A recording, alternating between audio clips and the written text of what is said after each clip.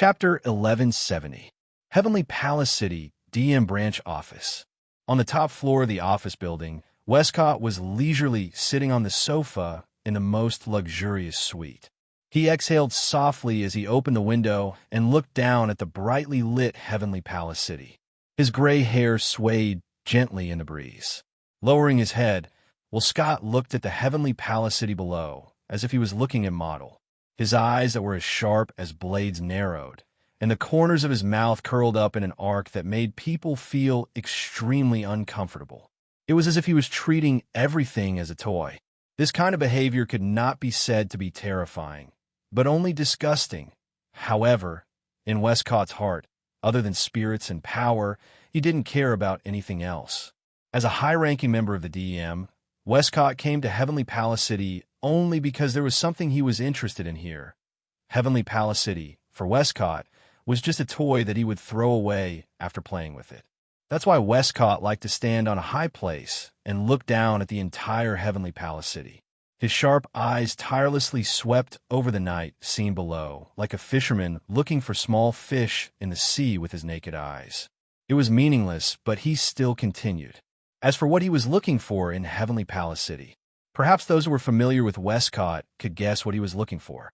Maintaining the appearance of looking down at Heavenly Palace City, Westcott observed for an entire hour. The annoying smile on his face was still hanging on his face. He didn't feel impatient at all, as if he intended to spend the entire night observing Heavenly Palace City below, until the door of the suite was opened, and a figure walked in without saying a word. This scene was broken. Hearing the soft yet clear footsteps, the smile on Westcott's face widened, but he soon calmed down. However, he didn't turn around to confirm who it was. In the entire DM branch company, there was no one who could enter Westcott's room without knocking on the door or making a report. There was only one person. Therefore, there was no need for confirmation. Westcott knew who had come. "You're back." Westcott didn't look away from the night scene of Heavenly Palace City as he asked without looking back. "It seems like something unexpected has happened, yes." Westcott's light blonde hair was behind him.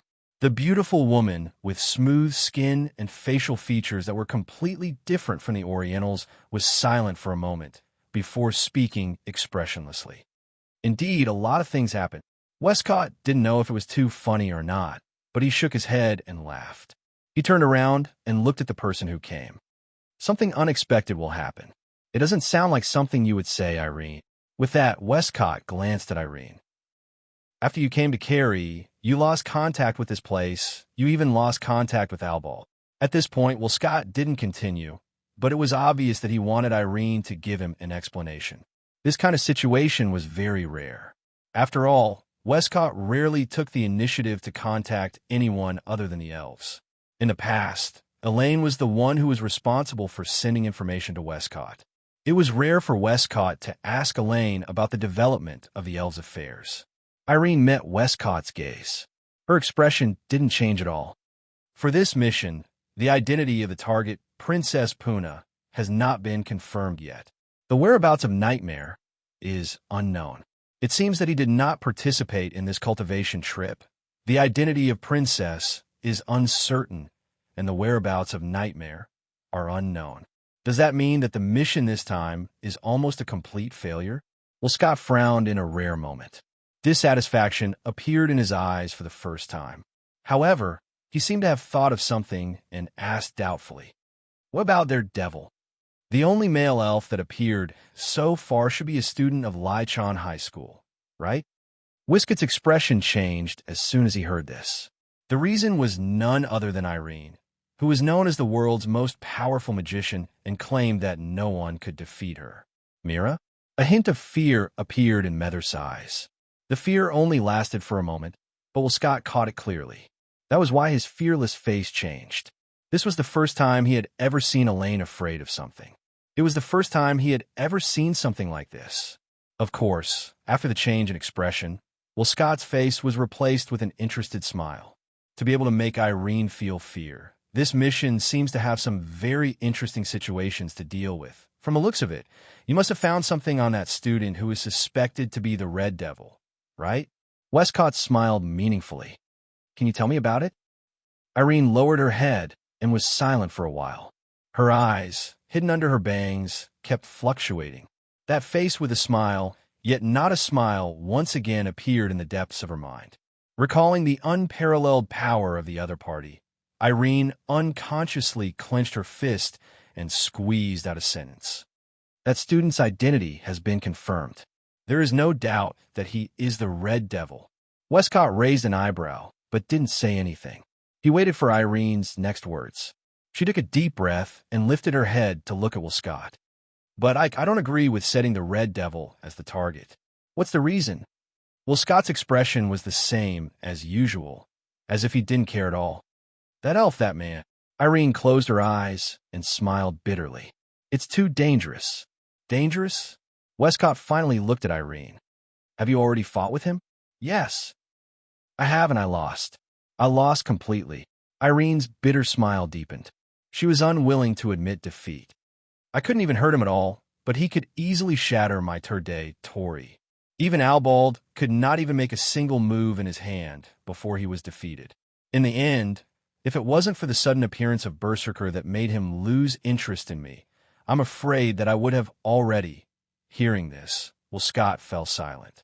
However, after a short moment of silence, an unprecedented dense light appeared in his sharp eyes, and an extremely excited smile appeared on his face. So, Westcott maintained his excitement and asked with a smile, "He's very strong?" Seeing Westcott's excited expression, Elaine, who knew him well, naturally understood what he was thinking. She immediately sighed. I don't want to admit it, but he's very strong. He's stronger than any elf I've met before. He's the only one who's defeated me when I couldn't even fight back. Alice's affirmation, which contained unwillingness, caused the smile on Scott's face to grow wider and wider. In the end, he was unable to endure the joy in his heart. He held his head and laughed crazily. That's wonderful. That's wonderful. Scott couldn't stop laughing. Even the most powerful magician in the world couldn't fight back. Does such a powerful elf really exist? Could it be that the gods are looking after me? Ha ha! Scott's excited laughter reverberated throughout the room, making Irene feel even more indignant. However, reality is reality. She can't even touch Wu Yan. No matter how indignant she is, she can't change the fact that there is a difference in power between them. Westcott seemed to have forgotten about Irene's existence. He looked at the night scenery outside the window. He was still excited. How do I invite that elf over? Mobilize the entire DM combat executive force? Join forces with AST? Or threaten him with the lives of those who get along well with him? Whispering extremely dangerous words, Wolcotter muttered to himself with a big smile on his face. But that seems a little disrespectful. Why don't I pay him a visit personally? That's too dangerous, Irene said without hesitation. Even without Ike, I can find him. Oh. Westcott looked at Irene in surprise. You have a way? Yes. Westcott laughed again and looked out the window. That's something to look forward to. Chapter 1171. So, the problem with the sisters has been solved? Listening to Mei Jio's voice, Wu Yin sighed as he tidied up his clothes on the bed. Yeah, it was a bit complicated, but it's finally solved. Then why are you sighing? Mei Jio's confused and sweet voice rang out from the phone. Didn't you say you care about the sisters? You should be happy now that it's solved. Wu Yin bitterly laughed when he heard Mei Jio's words. Indeed, this trip to Island not only dealt a heavy blow to the people sent by the Dem, but they also met the famous berserkers in the elven world and successfully sealed them. No matter how one looked at it, it was something worth celebrating. From Wu Yan's point of view, sealing the Baku sisters is a good thing, but at the same time, there are a lot of headaches waiting for him to deal with. Needless to say, the first thing that gave him a headache was the relationship between the Bawu sisters and 10 Fragrances. It's been a long time since they went on the trip to Sumi Island. After that, Ratatosker arranged the Bawu sisters, who had been sealed and confirmed to be in good condition, to stay by his side and follow him back home. Originally, Wu Yi's family's residence was already seriously full. After Kurumi's arrival, Wu Yin slept on the sofa for a while. It wasn't until later that he cleared out a room that was usually used to store things. Only then did he have a room again. Therefore, Ratatoskr decided to arrange for the Bawis sisters to stay in a nearby apartment so that he could take care of them nearby. In any case, other than Wu Yin, no one else in this world can break the seal of the sealing bracelet. He didn't have to worry about the elves being in a bad mood and causing the reverse flow of spirit energy. Moreover, once the Bawis sisters stayed together, the situation was very stable. Even if the spiritual power flowed backwards, the probability of it happening was very low. Therefore, it's not a problem to let them live on their own. But the problem was that the Bawis sisters were firmly against it. There was only one reason, and that was in that apartment. There's no Wu Yan. The Machabana sisters, who have already identified themselves as Wu Yan slaves, are actually more like maids. They yelled in unison that wherever their master went, they would go, wherever there was no master. They'd rather die than go there. Such a pair of loyal and cute slaves made such a declaration. No matter which man becomes their master, they won't be able to sleep. In the beginning, Wu Yan was the same. Later on, he realized how naive he was to think that way of thinking. First, the sisters don't know how to serve people. They're half-baked when it comes to seducing people. Second, it's fine if they don't know how to serve people. At most, he won't let them serve him. Anyway, the so-called "I'm the master" was just a reason Wu Yin made up on a whim to persuade them to accept the seal. But the sisters' self-esteem is unusually high. They don't know how to serve people, but they still want to serve people. For this reason, they even launched the so-called special service training. They thought of different ways to serve people. They even took out educational videos that aren't suitable for children to learn. This isn't a problem. After all, even if they learn, Wu Yin will definitely feel good. The problem is there's only one TV in the house, and it's in the living room. In the end, the two sisters took these so-called special training videos to the living room and played them at the top of the volume. After that, Wu Yin got chased out of the house by a blushing Shirori who didn't let him come back until the next day. There's also the third reason. It's the first reason. There aren't enough rooms in the house. Wu Yan's house only has 5 rooms. Wu Yin took 1, Shirji took 1, Kotori took 1, Toka and Yoshino took 1. The last one is empty, but it's Kurumi's. Even if the sisters move in, they'll have to move out sooner or later. Due to this reason, the Bawu sisters released a statement: "We'll share a room with the master." Then, trouble came. Shirji's behavior is like treating a bug. Toka alone won't be able to get through. Under Yoshino's instigation, Yoshino's face turned red and she expressed her opposition. Therefore, on the day they discussed the housing issue, the entire Wuhi family was in a mess. It was dark and miserable. Finally, they came up with a plan. Toka and Yoshino are a team. Yoshino and Yoshino are a team. The two teams will have a duel every day. The content of the duel is varied, but there's only one result. The winning team can sleep in the same room as Wu Yin, and the losing team can sleep in the same room as Toka and Yoshino. It's a good result. After all, no matter who wins, Wu Yin won't be at a disadvantage. He might even be able to take advantage of them. If Shirji didn't exist, Wu Yin will never forget that day when Toka, Yoshino, Yagoya, and Yushin were having their first fight for the right to sleep with Shirori. Shirori left him a secret message: "I'll go to your room every night. If I see anything strange, Shido, I'll take a picture of it and post it online or in class." Thus, he could only kneel down in front of this dark life where he could only watch but couldn't eat and couldn't use anything. By the way, Wu Yin doesn't know why Shirji agreed to let the Yamato sisters stay in his house. He only knows that Kotori called Shirji when she found out that Wu Yin sealed the Yamato sisters. Shirji, who appeared again, cried and said that Yoshino and Yoshino are welcome to move in. Also, Kotori called Wu Yin about how Wu Yin managed to conquer the troublesome berserker in the short time she was away. Wu Yin, who appeared again, cried and laughed. As for the inside story, it's unknown. You can only let others imagine. Wu Yin replied to Mei Jio with a complicated expression. Wu Yin felt sad when he recalled the events that happened to his family these past few days. "I'm happy, but there are other reasons as well. It's really complicated." That's why I say men are annoying creatures. Do you think pretending to be mysterious will work? Meijio snorted. Her impression of men has evolved from dirty to annoying. Maybe it's because she's slowly opening up her heart, or it's because her partner is Wu Yin.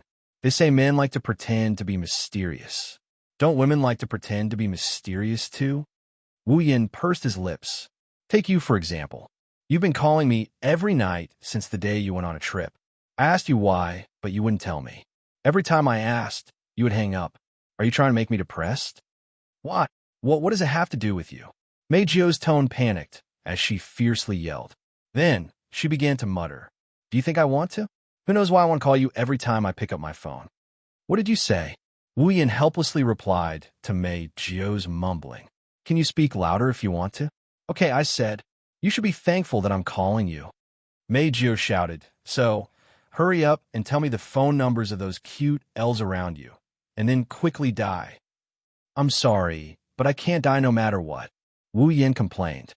What are you trying to do? Are you trying to get Shi Xiang and the others? Since they're all elves, they must be cute. When Meijio said this, her voice was filled with intoxication. If I can have afternoon tea with them and have dessert, how nice would that be? After saying that, Meijio paused, hesitated for a moment, and then suddenly spoke. Why don't you bring those elves to my concert? Wu Yan's hand that was tidying up the clothes on the bed stopped. He was silent for a moment before speaking. Do you want to use your own voice? It was Meijio's turn to be silent. Chapter 1172. As the two of them fell silent, an indescribable pressure suddenly fluctuated between the two of them. It was as if it had broken through the distance between them and connected to the phone, transmitting to each other. Wu Yin and Meijio can't see what kind of expression the person on the other side of the phone is wearing. Maybe it's because they don't have to face each other.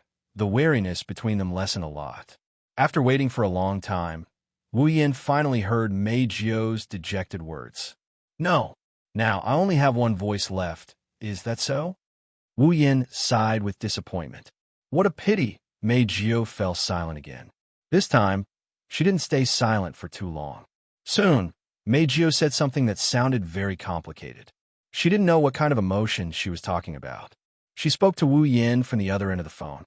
Why are you so keen on my previous voice? Is it because my current voice doesn't sound good? Although he couldn't see Meijio's current appearance, judging from her low voice, Meijio pursed her lips and squeezed out those words. Compared to my previous voice, my current voice has more fan support. It's also favored by the upper echelons of the entertainment industry. Why do you want me to sing with my previous voice? That's a question. Wu Yin shook his head and threw down the clothes in his hand. He sat on the bed and pondered for a while. Then let me ask you, why do you want to sing with your current voice? Do you hate your previous voice that much? How could I hate it? Meijio sounded agitated. That's my voice. It's the only thing I have left since I was a child. How could I hate it? Then why don't you use it to sing? Wu Yin closed his eyes. It's your voice too, isn't it? Because it's no longer here. It was taken away by those filthy humans. Meijio's agitated voice began to carry a hint of resentment. So what if it's good? It's still gone in the end. It's gone. I can't help it. Is that so? Meijio's agitated, resentful, and bitter voice calmed Wu Yin down. The so-called psychogenic disease refers to a disease caused by mental or psychological factors. The specific manifestation is that the patient has suffered a certain blow in life or mental aspect, causing the disease that should not have been there to be directly reflected in the patient's body through the patient's mental weakness. Psychogenic aphasia is the same. It's just a manifestation of the weakness of the heart on the body. After sorting out his emotions, Wu Yan's voice became gentle. So, Meijio, your voice hasn't disappeared. It's in your body. As long as you can be strong, it will wake up. Strong? Are you trying to say I'm weak? Meijio's laugh.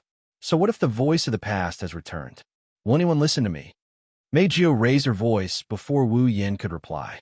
No, it's impossible. If there are people who are obsessed with my voice, why would they be confused when there's a rumor? Why would they believe it when there's a scandal? Don't they like my voice and my songs? What does my voice have to do with those scandals? That's why my fans didn't believe me when I was in pain. No one helped me. Meijio's voice turned gloomy, full of self-mockery. Even if I have that voice again, when the same situation happens again, I will still be betrayed. If I have this voice now, people will believe me. Only then will others believe me.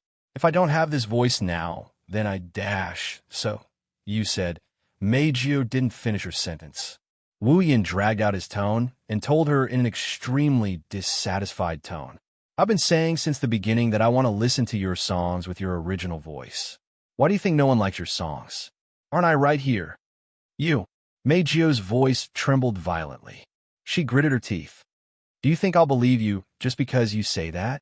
You said that because you want to seal my spiritual power. I won't believe you. Maybe that's part of the reason. I haven't heard your previous songs. Wu Yin said calmly. But you said that no one helped you when you were in pain. I can't agree with that. Meijio was stunned. There's a girl in front of you who is in pain. Any man would want to lend a helping hand. Your previous fans didn't lend a helping hand when you were in pain because they weren't men at all. Wu Yin snickered without holding back. You think all the men are dirty because of the betrayal of a bunch of trash who wear men's masks? Please forgive me. I can't agree with you. Zhang Lixing sneered. You think all the men are dirty because of the betrayal of a group of trash who wear men's masks? You make it sound nice. Meijio clenched her teeth. She tried her best to stop herself from wavering. Just like you said, you want to overturn all my previous cognition with just one sentence. Then please forgive me. I can't agree with you no matter what. Wu Yin didn't know what to say. Just like Meijio said, no matter how nice his words were, they were just words. He didn't have any evidence to prove that he was right. On the contrary, Meijio's past experience was real. It had always proved the ugly side of men and also proved that what she said was correct. Although there were suspicions that Meijio had been caught in one fell swoop, the truth was, at that time, not a single fan chose to believe her and lend her a helping hand. Meijio had seen the dark and ugly side of society. He didn't let her see the bright and hopeful side. How could he make her believe him? How could he save this poor girl who had been hurt and had a huge scar in her heart? She hadn't recovered yet. She had been living alone and didn't trust anyone. Suddenly, a thought flashed through Wu Yan's mind. Was it because of this that Meijio sincerely hoped that someone would listen to her complain, and let her vent her past pain? Was it because of this that he had left a deep impression on Meijio after that encounter? Was that why he received calls from Meijio every day? Meijio, was it because she was too lonely and wanted to talk to him? Was that why she kept calling him? What she wanted was someone she could talk to about her past pain. Wu Yan took a deep breath and chuckled. Hey, Meijio. Wu Yan's voice was soft but unusually gentle. When you were diagnosed with psychogenic amnesia, there must have been a period of time when you were hoping for someone to help you. That's why you said that nobody will help you when you're in pain, right? Meijio's heart skipped a beat, and her eyes flickered. She opened her mouth out of reflex and wanted to refute him. But before she could, Wu Yan's voice rang in her ears and heart. Okay, I have made up my mind. Wu Yan guffawed as he declared loudly. Before you choose to believe me, I will always have hope and wait for you to believe me. Wu Yan's smile grew even brighter as he spoke. So, Meijio, you must help me. Meijio's voice trembled and her heart was in a mess. The reason for that was because there was a certain sealed place that was constantly shaking. Wu Yan might have heard Meijio's inner emotions from her voice. He smiled and changed the topic. When will the concert be held? Meijio was stunned for a moment and answered subconsciously, a week from now at the center of the northern square of Tiangong City at 2 p.m. Oh, there's plenty of time. Wu Yan shrugged. Got it. I'll bring my family to cheer you on. Huh? Meijio Hua was stunned. Didn't you say you wanted to hear me sing with my real voice? At that time, I really want to hear you sing with your real voice, but you can't do it now, right? Wu Yan kept smiling and smiling. Before you sing with your real voice, I'll keep waiting.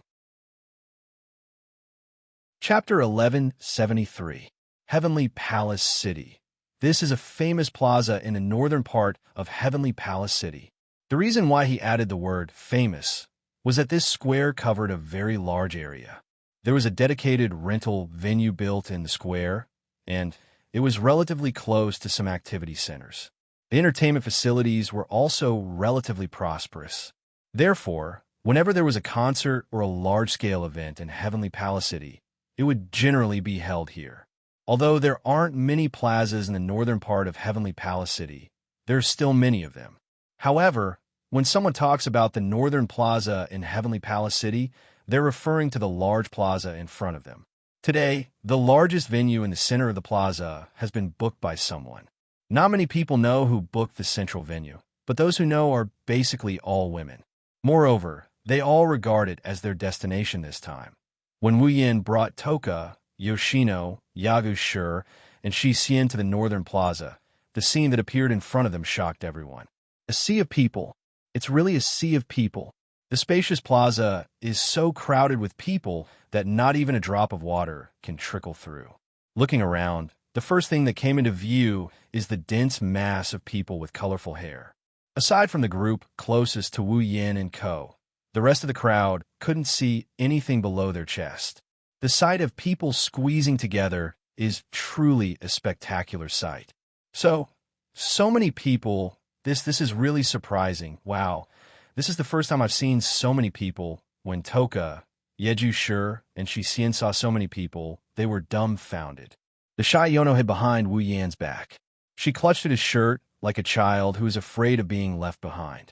She put on a pitiful look that could kill a bunch of uncles around her. It's just a plaza. Is there a need to be so exaggerated?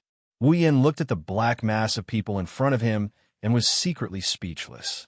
There are even more people than the Qixi festival last time. Did people already know that Mei Jio plans to hold a concert here? As soon as he said that, a calm voice came from the wireless earpiece on his right ear. The only people who know that Mei Jio will hold a concert here today are her fans. Coterie twirled the treasure in her mouth. She looked at the scene displayed on the big screen in the command room and explained in a vague tone. This plaza is a famous plaza. Not only has entertainment facilities, but also some large-scale activities are often held here. Sometimes, there's even an idol group's autograph session and handshake session here. It's like a place where festivals are held every day. That's not too much. There's nothing strange about there being so many people. That's enough to surprise me. Wu Yin shook his head and he laughed. I didn't think I would get the chance to see so many people. Oh? Coterie raised an eyebrow. Could it be that you've seen a crowd as large as this? Well, back when I participated in the Spalier World Academy's tournament, there were so many people here. Wu Yin scratched his cheeks as he tried to recall. Yeah, that's about the size of the audience. Wu Yin scratched his cheeks as he tried to recall. Also, when I was forced to enter the Sword and Saber Dominion world, there were so many people during my wedding ceremony. Coterie, Shina, and Yayue screamed in the earpiece and woke up Wu Yin from his memories.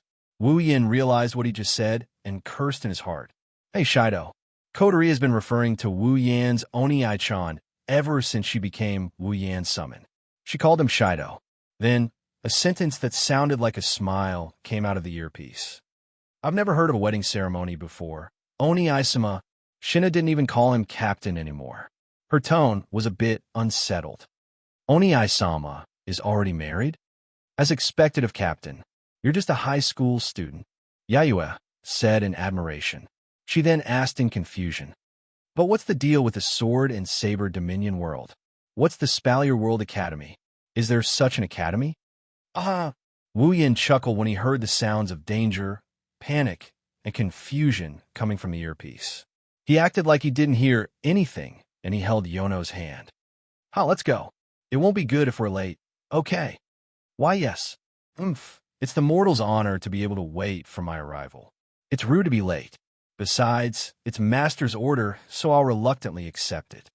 Agreed. I also want to know what kind of person master's friend is. Wu Yin shook his head when he heard the different responses from the four girls. He then led the four beautiful girls to the center of the venue. There are a lot of people in the plaza. There are usually a lot of people, but there are even more today. Maybe it's because of Meijio's concert.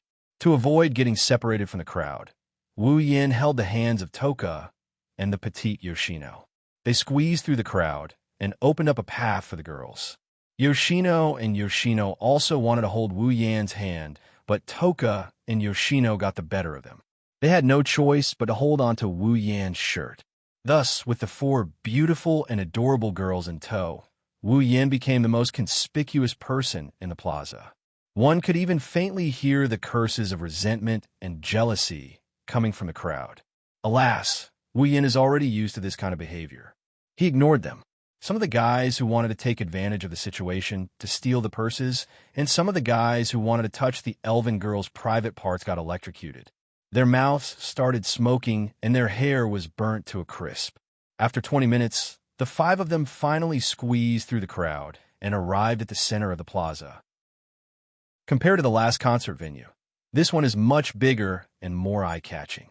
Just the entrance alone was wider and taller than the entrance of the museum, just like the door of a large palace. Young girls with excited faces handed their tickets to the guards as they happily walked into the venue in groups. They looked very happy. Most of them were the ones who were involved in the battle between Wu Yan and Mei Jio during the last concert. However, their memories of that day had long been erased. The injuries on their bodies had also been healed by some healing devices. To them, the experience of that day could be considered a rather illusory dream. Oh, Tin Fragrance stood on her tiptoes. Her amethyst-like eyes shone with a strange light. She let out an exaggerated cry. There are a lot of people here, too. When we get inside, you'll see even more people. Wu Yan smiled. He pulled Tin Fragrance and four Geno's hands and walked towards the venue. However, he didn't go straight to the entrance. Instead, he went to the back of the venue. This made Yeju Shi and Xixian confused. "Hey, master." Yeju Shi pulled on Wu Yan's clothes and asked, "Why don't we go through the main entrance?" "I want to go through the main entrance, too." Wu Yan sighed and complained. "It's just that Mei Jio's concert has always been limited to women, and only those fans who have joined her fan club have tickets. You can't buy tickets anywhere else, so she asked me to go directly through the back door. If I go through the front door, I'm afraid I'll be kicked out by those crazy fans." "Oh." Yeju Shi narrowed his eyes. "She even dares to kick out the master of the Hurricane's child, Ba Wu. This Mei Jio is very arrogant. I agree. Why can't Xixian's master go through the main entrance?" Xixian tilted her head to the side, a hint of anger appearing in her silver eyes. "Isn't this unfair treatment? Xixian won't allow her master to be treated like this." Well, there's a complicated reason behind this." Wu Yan quickly stopped the two sisters who were about to fight. "Let's just accommodate her for now, okay?" Yagia and Dushin pouted, but they nodded anyway. Wu Yan chuckled at this sight. Chapter 1174.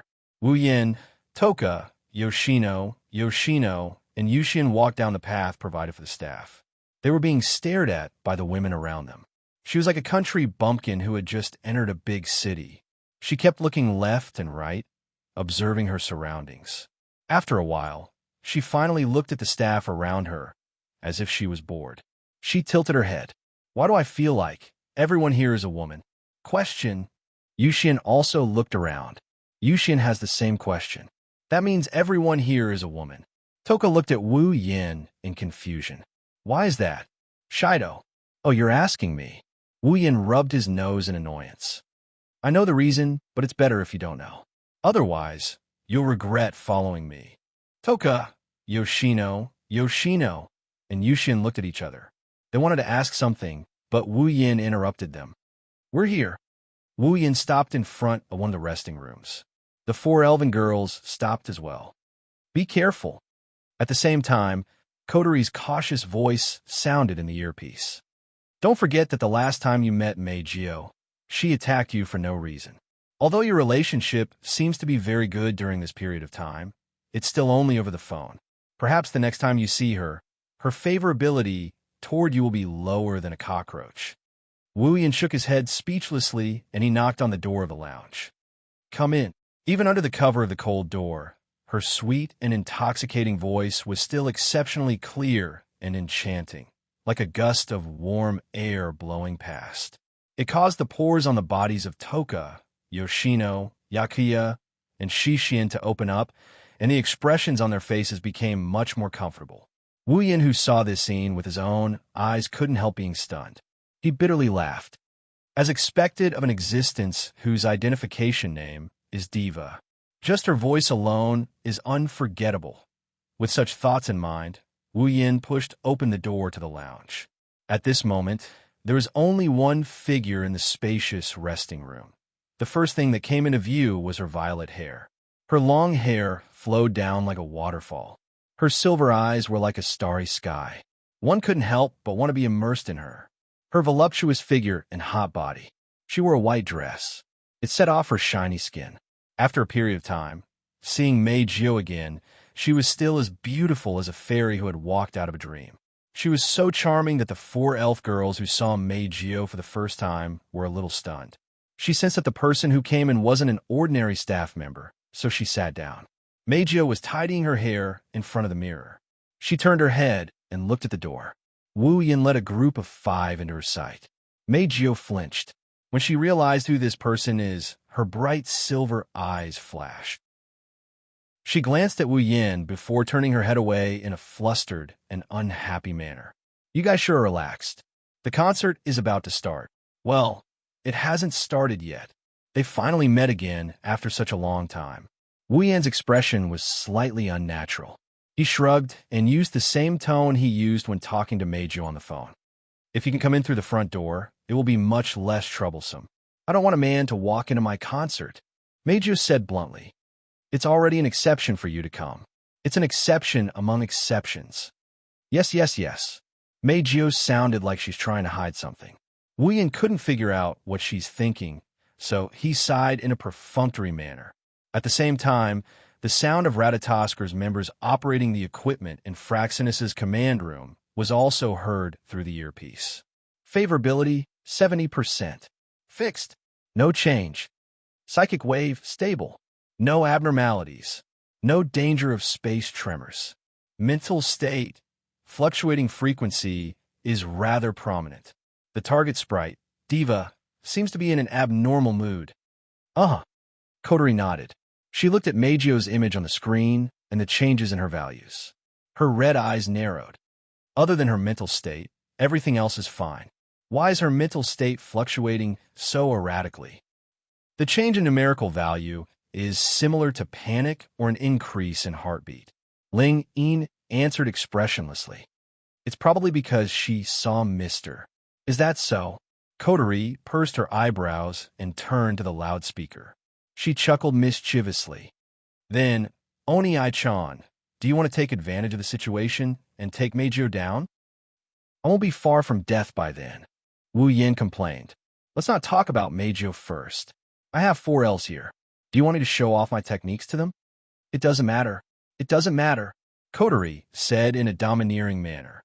It's not like there's any danger of reflux. We'll find a way to coax her back. Isn't that what you're best at?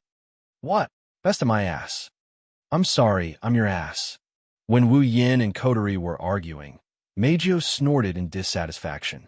She wanted to look away from Wu Yin. However, she inadvertently glanced at Toka and the others behind Wu Yin. Looking at the 4 beauties standing behind Wu Yin, Meiju was stunned for a moment. Then, her silver eyes lit up. You are. Meiju stood up from her seat. Her expression was unusually bright.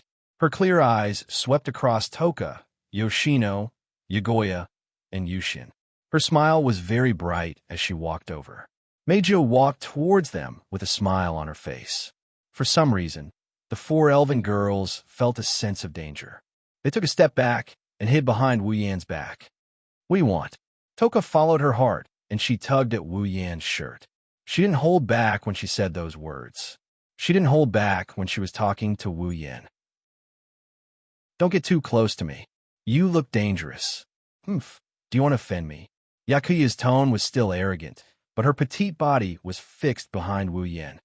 You're really brave. Since that's the case, you better be mentally prepared to experience the terror of the 8 dance. Warning. Yushin's eyes flashed with vigilance. If you come any closer, Yushin has the right to defend herself. Woo-woo. 4th Jinai pulled down the hat on her head and put it on her face. She appeared to be a little flustered, and there were tears at the corner of her eyes. She looked very pitiful. Meiji stopped in her tracks. Her expression was blank as well. The rejection of the four elven girls seemed to have hit her hard. Wu Yin couldn't bear to see her like this. However, Meiji used her actions to tell Wu Yin that he was too naive, natural, chinibu, powerless, and acute and petite lowly.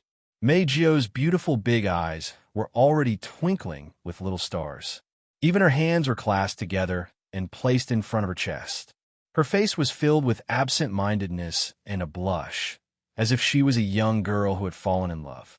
Her eyes became more and more blurred, and in the end, she could not help but cry out, I can't take it anymore." Following this scream, Meijio charged at Toka, Yoshino, Yagashur, and Shisien with unprecedented speed. "Please come and have a meal with me. Cute girls. Wah, don't come over." Amidst their sorrowful cries, the four elf girls scrambled to escape. This is an offense. This is an offense. Shudder, don't run this way. Why are you running away? Wait, wah. Wu Yin looked up at the sky, and he let out a long sigh. Chapter 1175. Meijio, Meijio, Meijio, Meijio, Meijio, Meijio. In the dimly lit venue, the fans in the audience were waving the light sticks in their hands crazily. They shouted a name that seemed to have been trained. The entire venue was filled with deafening cheers. Unfortunately, no matter how loud the cheers were, they couldn't drown out a voice. To be more precise, it was a voice that was amplified by a microphone on the brightly lit stage. The sound of spotlights being turned on rang out several times within a short second. Spotlights of different colors shone on the center of the stage from different directions. Meijio, who was wearing a white gown and looked like a goddess of moonlight, was exposed to the audience's eyes. Meijio! At this moment, a voice that was several times louder than before soared into the sky.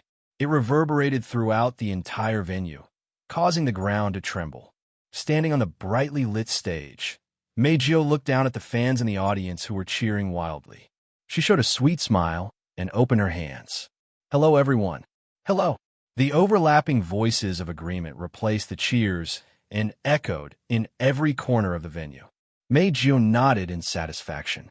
She looked at a certain spot in the audience and blinked cutely. "Thank you, everyone, for coming today. I'm very, very happy. So, I hope everyone can enjoy themselves today." After saying that, Meijio spun in a circle as though she was dancing. Then, clear music started to fill the air and filled the air. Following that was Meijio's enchanting song. She danced with light steps. She stretched her beautiful body. Under the lights, Meijio had an extremely sweet smile on her face. She danced along with the music and sang to her heart's content. As the song entered the climax, the tune became more and more cheerful. The spotlights on the stage became brighter and brighter. Meijio's dance became more and more intense. As the performance progressed, she displayed all of her abilities. The mood and atmosphere of the audience in the venue continued to expand. Everywhere was filled with enthusiasm and joy. So beautiful. In a narrow passage near the backstage, Wu Yin, Toka, Yoshino, Yakuya, and Yushin were standing there. From the side of the stage, they were watching Meijio's performance from the closest distance. Listening to the beautiful melody, everyone's performance was different. Siyu's eyes were wide open as she watched Meijio dancing on the stage with a smile on her face. She couldn't help but be entranced by her singing. Her beautiful blue eyes were filled with waves. Clearly, she had been conquered by Meijio's song. Yi Juya and Shisien closed their eyes and listened to Meijio's song with their ears. Their expressions were serene. As for 10 fragrances, she blinked her innocent purple eyes and gradually became absent-minded. Even Toka, who didn't have a comprehensive understanding of idols and songs, and who didn't have much enthusiasm, was mesmerized by Meijio's performance. One could only imagine how good Meijio's singing was. Whether it was her movements, her dance, her expression, or her melody, Meijio displayed her overwhelming strength. She instantly captured the hearts of the audience in the venue. Coupled with the support of the audience who were waving the light sticks in their hands and shouting deafening cheers with all their might. Who could have imagined it? Seductive Meijio was actually a singer who had only debuted half a year ago, without a doubt. Because of Meijio's song, the atmosphere in the venue had reached an unprecedented level of craziness and excitement. The emotions of the fans were also unusually high. If someone fainted because of too much excitement, then it wouldn't be surprising. Toka, Yoshino, Yakuya, and Yushin watched Meijio perform to her heart's content on the stage. Their faces were filled with longing. Perhaps, in every girl's heart, there was a dream to stand on the stage. Yushin, who was always listless, inadvertently noticed. Unlike everyone else who was captivated by Meijio's singing and charm, Wu Yan's face was expressionless. Yushin even noticed that from time to time, Wu Yan's brows would flash with disappointment and helplessness.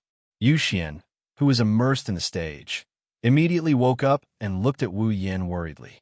"Master, do you not like Meijio's singing?" Yushin's voice attracted the attention of the other three girls. They all turned to look at Wu Yan. "What's wrong?" Toka met Wu Yan's eyes and asked in confusion, "Shido, do you not like Meijio's singing?" "Is that so?" Yakuya tilted his head and crossed his arms. "If Master doesn't like Meijio's singing, then let's leave, Brother Shido." Yoshino grabbed Wu Yan's sleeve to show that she was on his side. Wu Yan smiled when he saw the worried gazes of the four elven girls who were still immersed in Meijio's performance. They didn't even hesitate to proclaim their love for him. "It's not that I don't like Meijio's singing." Wu Yan patted Yoshino's head to comfort her. He also held Yushin's hand and gave the four girls a reassuring look. He then looked at Meijio and sighed. "I'm just a little worried. Toka, Yoshino, Yakuya, and Yushin's spiritual energy was sealed, so they didn't notice anything." However, Wu Yan could clearly sense it. When Meijio was singing, her voice was filled with spiritual energy.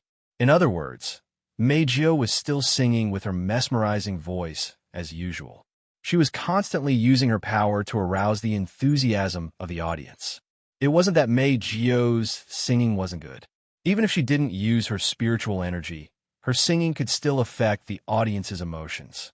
However, after using her spiritual energy, the audience's emotions would be amplified and they would become even more frenzied. What did this mean? It meant that Meijio was afraid. She was afraid that her singing wouldn't receive the support she expected. Perhaps, Meijio was worried that her singing wouldn't receive the expected response, and she would be ridiculed by the audience. In other words, Meijio was afraid of her own fans. That's why she wanted to use this method to amplify the audience's emotions. Obviously, the past experience, even after half a year, still affected Meijio and left a shadow in her heart. That's why Wu Yan said he was worried. As for his disappointment, it wasn't because Meijio used her spiritual energy to sing. It was because he couldn't hear Meijio's original singing voice, and he was simply disappointed. Therefore, the disappointed Wu Yan didn't notice that Meijio, who was about to take a break after the performance, happened to see Wu Yan's disappointed sigh. Meijio's heart trembled when she saw the worry and disappointment in his wine-red eyes. She glanced at Wu Yan and then at the fanatical fans in the audience. Meijio hesitated. Should he try and see if he could sing his original voice without using the power of the elves? The moment this thought flashed through her mind, Meijio's bright silver eyes were filled with endless fear.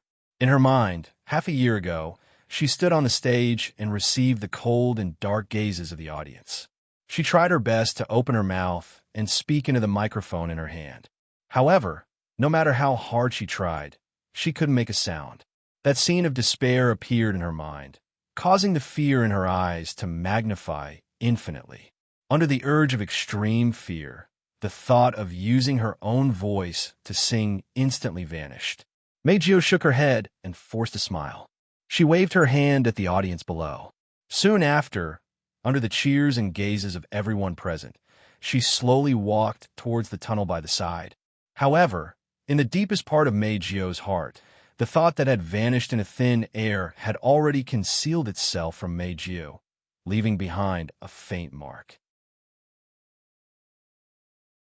Chapter 1176. On the way back to the resting room, no one spoke. The atmosphere was heavy. Toka, Yoshino, Yaguya, and Shishin tactfully walked at the back. They looked at Wu Yin and Mei Jio walking in front of them. They secretly exchanged glances. They seemed to be communicating something. Of course, although they said they were communicating through glances, there was only one emotion in Toka's eyes. It was confusion. Although Fourth Aunt's face was not filled with confusion, her beautiful big eyes were filled with confusion. Clearly, she did not understand what the other three sisters were trying to say with their eyes. Only Yi Ju Shi and Shi Xian were happily exchanging glances. From time to time, they would nod or shake their heads. They used extremely subtle movements to express what they wanted to say. Moreover, the other party seemed to understand what they were saying. It made people sigh in admiration, as expected of twin sisters. As for Wu Yin and Mei Jio, who were walking in front of them, they didn't even look back. One raised her head and looked at the ceiling while the other lowered her head and looked at the floor. A heavy atmosphere fluctuated between the two. It was very depressing. Mei Jio secretly glanced at Wu Yin, who was expressionlessly looking at the ceiling. She recalled Wu Yan's worried and disappointed gaze. She suddenly felt apologetic. She really wanted to apologize to Wu Yin. But then, Mei Jio realized she didn't do anything wrong. She didn't do anything to make him angry. Was there a need to apologize? Thinking of this, Mei Jio swallowed the apology that was about to come out of her mouth and lowered her head again. She continued to look at the floor. But Mei Jio actually knew. She knew why Wu Yin was acting like that. But Mei Jio didn't know how to respond. She could only choose to remain silent. For the current Mei Jio, finding the voice of the past, it was too difficult. Giving up the voice of the present was even more difficult. It wouldn't be an exaggeration to say that she didn't want to. Even though that was what she was thinking, Mei Jio's heart was unusually restless. She didn't want to continue remaining silent. She opened her red lips several times. However, he couldn't say anything and could only remain in this state. Until a certain moment, Wu Yin, who had been walking beside them and looking at the ceiling, suddenly narrowed his eyes. He grabbed Mei Jio's hand and stopped. Mei Jio was shocked. Looking at her hand being held by Wu Yin, in an instant, a reflexive resistance rose in her heart. That was Mei Jio's reaction to her disgust towards men. Obviously, even if the other party was Wu Yin, Mei Jio didn't want him to casually touch her body. "What are you doing?" Mei Jio couldn't help but struggle. "Let me go." Hearing this, Wu Yin glanced at the struggling Mei Jio. He ignored her actions and pulled her behind him. Then, he lifted his head and looked ahead. His lips curled into a smile. One unexpected guest, Mei Jio, who was struggling, was stunned. It was only then that she realized, in the tunnel ahead, about 7 to 8 meters away from the group, there was a woman in office lady clothes with light blonde hair. She doesn't look like an Asian. She stood there and looked at them with a cold expression. Shido Oniasen, Master. I repeat, Master. Toka, Yoshino, Yagiya, and Yushin noticed something amiss as well. They ran behind Wu Yin and they looked ahead. When the girls saw the beautiful woman standing there, Toka cried out in shock. Aren't you the photographer from the school trip? That's right. It's Irene. It's her. In the command room of Fraxinus, Shinna was shocked when she saw Irene on the big screen. Why is she there? Shinna. Kotori turned around and looked at Shinna. Do you know her? It's hard not to know her. Shinna raised her head and smiled. However, that smile looked fake. Irene? Mira? Methers, the second executive department head of the DEM, was known as the world's strongest magician and was the executive director of the DEM, Isaac Methers. Isaac Ray? Bellum? Well, Scott's right-hand man. He's a dangerous person. Dem. Night Moon and the other members of Ratatosker exclaimed in shock. The world's strongest magician. Kotori narrowed her eyes and asked Shinna, is she strong? Strong. Very strong. Without a doubt, he is the strongest in the world. When he answered this question, there was no hesitation at all. If I have the ability to kill an elf that hasn't manifested as an angel, then this person has the ability to kill an elf that has manifested as an angel in its complete form. Wah! Coteries' expression changed. On the other side, in the staff passage, Irene stared at Wu Yin, who stood in front of a group of fairy girls with a serious expression. Long time no see, elf. There's the red devil, fairy. Meijio looked at Wu Yin in shock. In return, Wu Yin shrugged. I didn't expect to see you here. Wu Yin revealed a smile that made Irene's heart tremble. Could it be that the world's strongest magician is captivated by Meijio's voice? Magician. Meijio's expression froze. She more or less understood the situation and why Wu Yin held her hand. She didn't resist and looked at Irene in silence. Irene glanced at Meijio before looking at Wu Yin. After saying this, Irene hesitated for a moment and softly called out, I'll directly express my intentions. I'm here to invite you. Invite me? Wu Yin raised an eyebrow. He seemed to recall something and smiled. Is it that disgusting guy Westcott? Irene frowned when she heard Wu Yin call Westcott disgusting. She didn't say anything and just stared at Wu Yin. Then what do you think? Brother, don't agree. As soon as Irene finished her sentence, Coteries' voice sounded through the earpiece in a hurry. Dem's company in Heavenly Palace City is only a subsidiary company, but we don't know what they have. We can't just go to the enemy's base. Yeah, Oni-sama, Shina said. Although Dem is weaker than the parent organization of Ratatosker, Ascade Electronics, in terms of the manufacturing technology of the display device, they have been advocating the killing of elves for a long time. Therefore, their combat power is very strong. No matter how strong my brother is, he has no chance of winning against the entire Dem company. Captain, you also spoke. Be careful, it might be a trap. Wu Yin shook his head helplessly. Irene thought he was going to refuse, so she changed the topic. Didn't you say it before? If I survive, you'll come with me to meet Ike. Well, I did say that. Wu Yin shrugged, and he chuckled after thinking for a bit. Okay, I accept. Oni-sama. Koteri's sharp voice sounded in Wu Yan's ear. Don't worry, Wu Yin whispered into his earpiece. Don't forget, I still have familiars in Ruby mode. Even if I can't get away, I can still teleport away. Koteri fell silent. Wu Yin glanced at Irene, who relaxed a little. He turned around and looked at the elven girls. That's it. Wait here. I'll be right back. The fairies wanted to say something, but Wu Yin interrupted them. Don't worry, it won't take long. Wu Yin shook the girls' hands, and he looked at Meijio. Meijio, please take care of Toka and the others. Humph. Meijio snorted and looked away. I'll take care of these cute girls, even if you don't tell me. Then I'll leave it to you. Wu Yin nodded and said apologetically. I had something to do this time, so I had to leave. I'll be sure to finish the next concert. Meijio snorted coldly once again. However, the slight dissatisfaction that was faintly revealed in her eyes had dissipated. Wu Yin chuckled, and he walked past Irene and headed outside. Irene also turned around, but before she turned around, she glanced at Meijio discreetly. In his eyes, there was a glimmer of light flickering.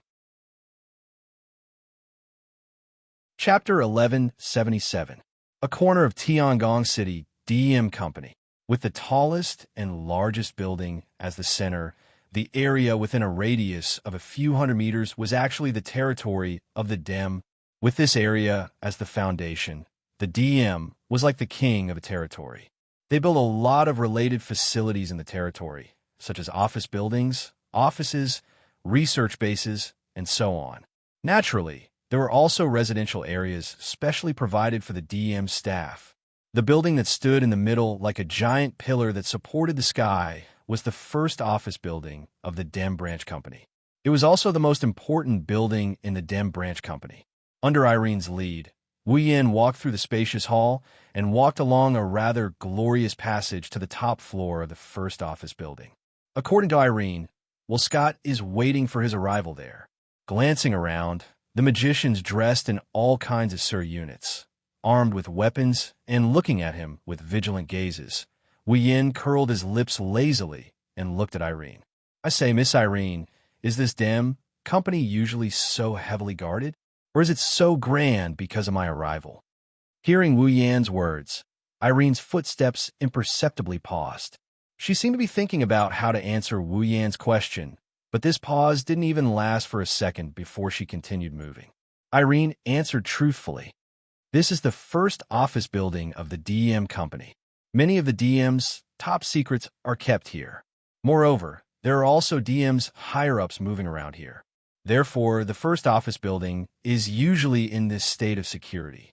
It has nothing to do with your arrival. Nothing to do with it. Irene didn't know whether to believe it or not. Wu Yin shrugged and said casually, "It's usually so heavily guarded. I really don't know what the real state of alert is like. I really want to see." The current DM is very powerful. In the whole world, they were the ones with the highest right to speak. Plus, it has the technology to create a display device. I believe that in this world, no one wants to offend the DM for no reason. No one wants to offend the DM either. Irene glanced at Wu Yin as if she was referring to something. It's been many years since a true state of alert has appeared. Is that so? Wu Yin put his hands behind his head and followed Irene. Then why did you invite me in so openly? Do you think I don't have the ability to make the DM go into alert? You misunderstood. You've misunderstood. Irene's expression turned cold. With your strength, the security here is nothing more than a facade. If you intend to force your way in, this level of security won't be able to stop you. Oh, Wu Yin chuckled as he shook his head. You speak as if I don't want to force. You really do trust me. You won't do that, Irene said expressionlessly. After all, this is just fulfilling the bet of our game. That's why I said you really do trust me. Wu Yin turned to look at Irene and smiled meaningfully. Are you that confident that I'll fulfill the bet of our game? What if I go back on my word? Or maybe they'll just kill you. Who came here alone? You won't do that. Irene's expression didn't change in the slightest, and the look in her eyes began to sharpen. At least, if it were me, I wouldn't do that. You're stronger than me. You wouldn't do that either. Irene suddenly paused, and her voice became softer. Of course, if it's Ike's order, then it's a different story. How loyal. Wu Yin didn't say anything else after that. He ignored the vigilant gazes of the surrounding guards and followed Irene through a series of dizzying corridors and special elevators to the top floor. 10 minutes later, Wu Yin arrived at a dimly lit floor under Irene's lead. It wasn't an exaggeration to say that it was very dim here. Only some faint light shone out from some rooms with doors. From here on out, the number of guards on alert decreased. Of course, with fewer guards, the danger level increased by quite a bit. Wu Yin could see no less than 10 types of self-regulated display devices operating on their own. He believes that when it comes to defense, compared to other places with guards, this place would only be higher and not lower. Not long after, the two arrived in front of an automatic door. Irene took a few steps forward, took out an ID card, and swiped it on the identification device beside her. The cold automatic door opened by itself, allowing Wu Yin to see the scene inside. It's a luxurious suite comparable to a hall. The floor was covered with a red carpet, and the furniture inside was obviously expensive. The sofa that was like a bed and the resplendent curtains were always eye-catching, appearing extremely luxurious. In front of the sofa, in front of a window that looked like a door, there was a tall man in his 30s. He was wearing a suit. He had a head of dark blonde hair and was wearing a suit. With a smile on his face, he looked like he had been waiting for a long time. The man looked over, and his wine-red eyes met with Wu Yan's. Then, a smile appeared on their faces at the same time. Well, Scott had the kind of smile that looked like he saw something he loved, suppressing his excitement. On the other hand, Wu Yin had the kind of sneer that looked like he would launch an attack at any time. Irene's expression froze when she saw the smiles on Wu Yin and Will Scott's faces. She subconsciously lightened her steps and walked up to Will Scott's side. Then, her beautiful face became as alert as the guards. Wu Yin was undoubtedly stronger than her. Now that he had come into contact with Will Scott, if he launched an attack now, Irene believed that she would not be able to stop him in time if she was not on guard. Therefore, even if it was for Will Scott, Irene had to be on guard. However, the two of them had completely forgotten about Irene. They stared at each other, as if they could see through each other's thoughts. After a long time, Will Scott broke the silence first. "Welcome, Red Devil no Itsuka Shido." The smile on Will Scott's face widened a little. I'm Isaac. Lay? Baram? Will Scott. Well, you can just call me Will Scott. That's enough. Wu Yin waved his hand and sighed. That's what I was planning to do, but the first impression you gave me, how should I put it? It couldn't be any worse.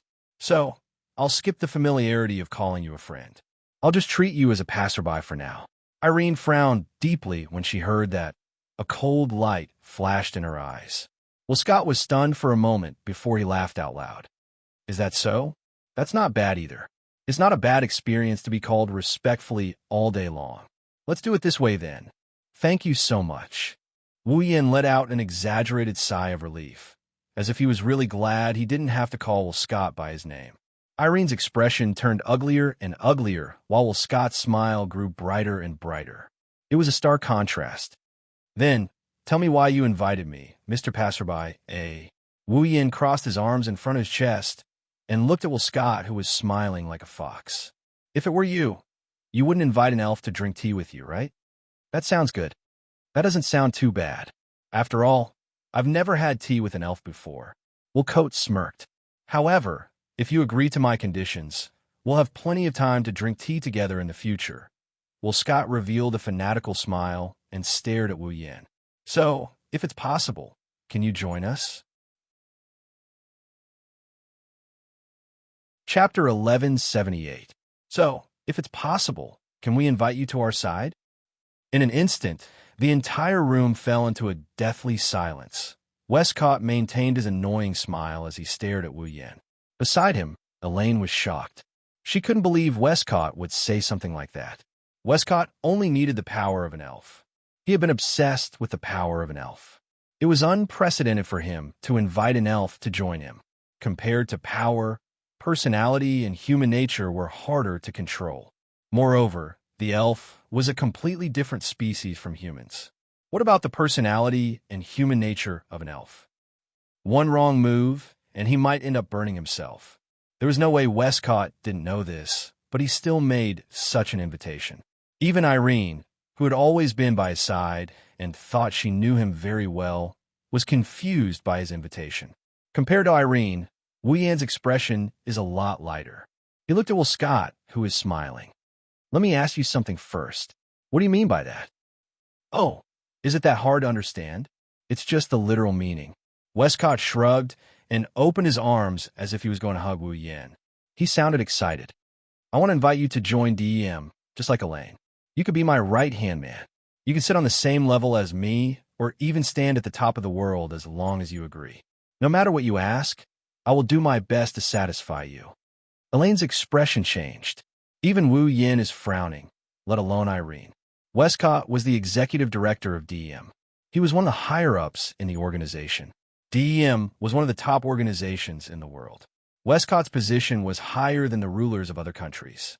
His position was higher than theirs. Under such circumstances, Westcott made a special promise that he would do his best to fulfill whatever request Kieran made. Regardless of who it was, they would be moved by the promise. This was a chance to reach the heavens in a single bound. Unfortunately, in the eyes of Wu Yin and Irene, this promise is like a joke. Are you out of your mind? Wu Yin sighed, and he continued without holding back. Left and right hands? Equal footing? The top of the world? Do you think an elf would crave power? Any other request is fine too. Westcott's smile didn't waver. His bewitching voice echoed in the air. As long as it's within my power, I will do my best to fulfill it. Even if I can't, I will do my best to fulfill it. What do you think? Westcott extended his hand to Wu Yin. His lips curled up. Do you want to join me? As soon as he finished speaking, the entire place fell into silence once again. Irene fell silent. She definitely didn't support Westcott's idea, but since it was Westcott's own will, even if she didn't support it, she would still follow it. Wu Yin turned a blind eye to Westcott's outstretched hand. He stared at Westcott's face. After a long while, he sighed again. I was wondering what you were going to say to me. I didn't expect it to be something so boring. Oh. Well, Scott nodded without any surprise and turned his body sideways. So, you're rejecting me? I'm confused. What gave you the confidence that I would agree to your request? Wu Yin snickered. He looked at Irene, who was standing beside him. Is it the so-called world's strongest magician? Ignoring Irene's frosty expression, Wu Yin scanned his surroundings. Or is it this weak-looking dim?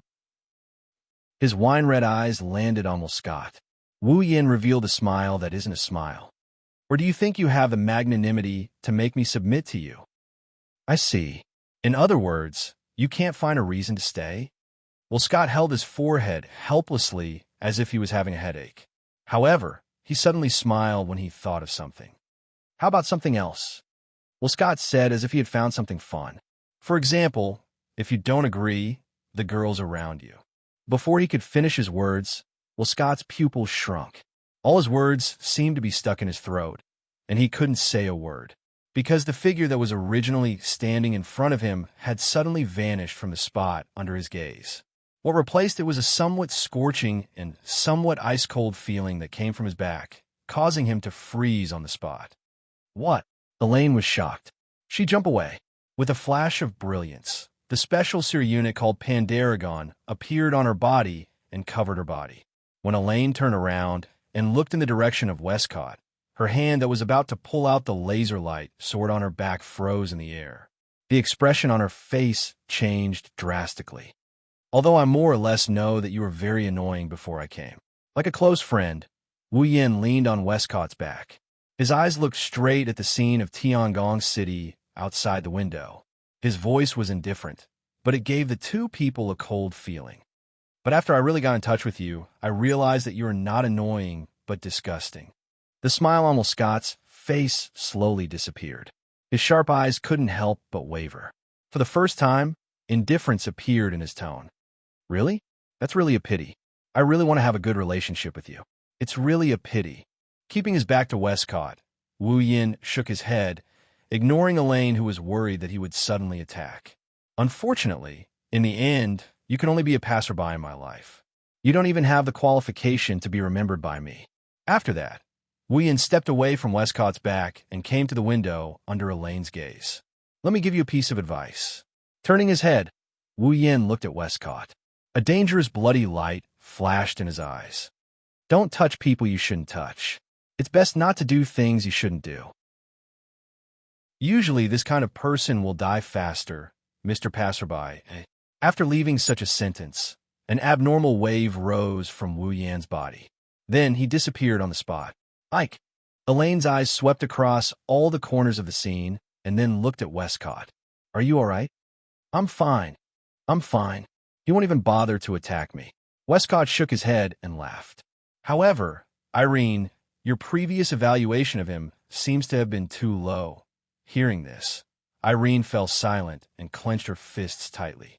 At first, Elaine thought that even if she wasn't Wu Yan's match, she could at least escape with Westcott when he attacked. In the end, she didn't even know when the other party had moved or when he had run behind Scott. If Wu Yan had attacked Scott just now, Elaine's face paled at the thought. Seeing this, Westcott took a deep breath and laughed bitterly, which was rare for him. Looks like I can't act rashly before I know his exact strength. Westcott walked to the window and looked at the sky outside with a frown. If that's the case, the people around him who look very similar to Princess, Nightmare, Berserker, and Hermit won't be able to move as well. This is going to be a little tricky. Hearing Scott's words, Irene was silent for a moment and suddenly raised her head. Then, what about Diva? What about Diva? Diva? Westcott was taken aback. He looked at Elaine in confusion. What do you mean? When I went to invite Shido, I detected a psychic wave in a concert venue. Irene narrowed her eyes. The song performed at the concert seemed to contain spiritual energy. Westcott's eyes lit up, and he smiled. Chapter 1179. In the morning, the sky was clear and clean. Passing through the layers of floating clouds, the sunlight was like strands of golden threads, crisscrossing in the snow-white clouds, sewing the scattered clouds into an incomparably beautiful pattern, emitting a dazzling halo, causing people's eyes to brighten. The scorching sun hung high in the sky. The red sunlight poured down like a torrent. The ground looked like it's on fire. The heat caused the air to distort. It had already been 2 months since the end of the last cultivation trip. Traveling to the seaside during the summer was undoubtedly a very beautiful thing.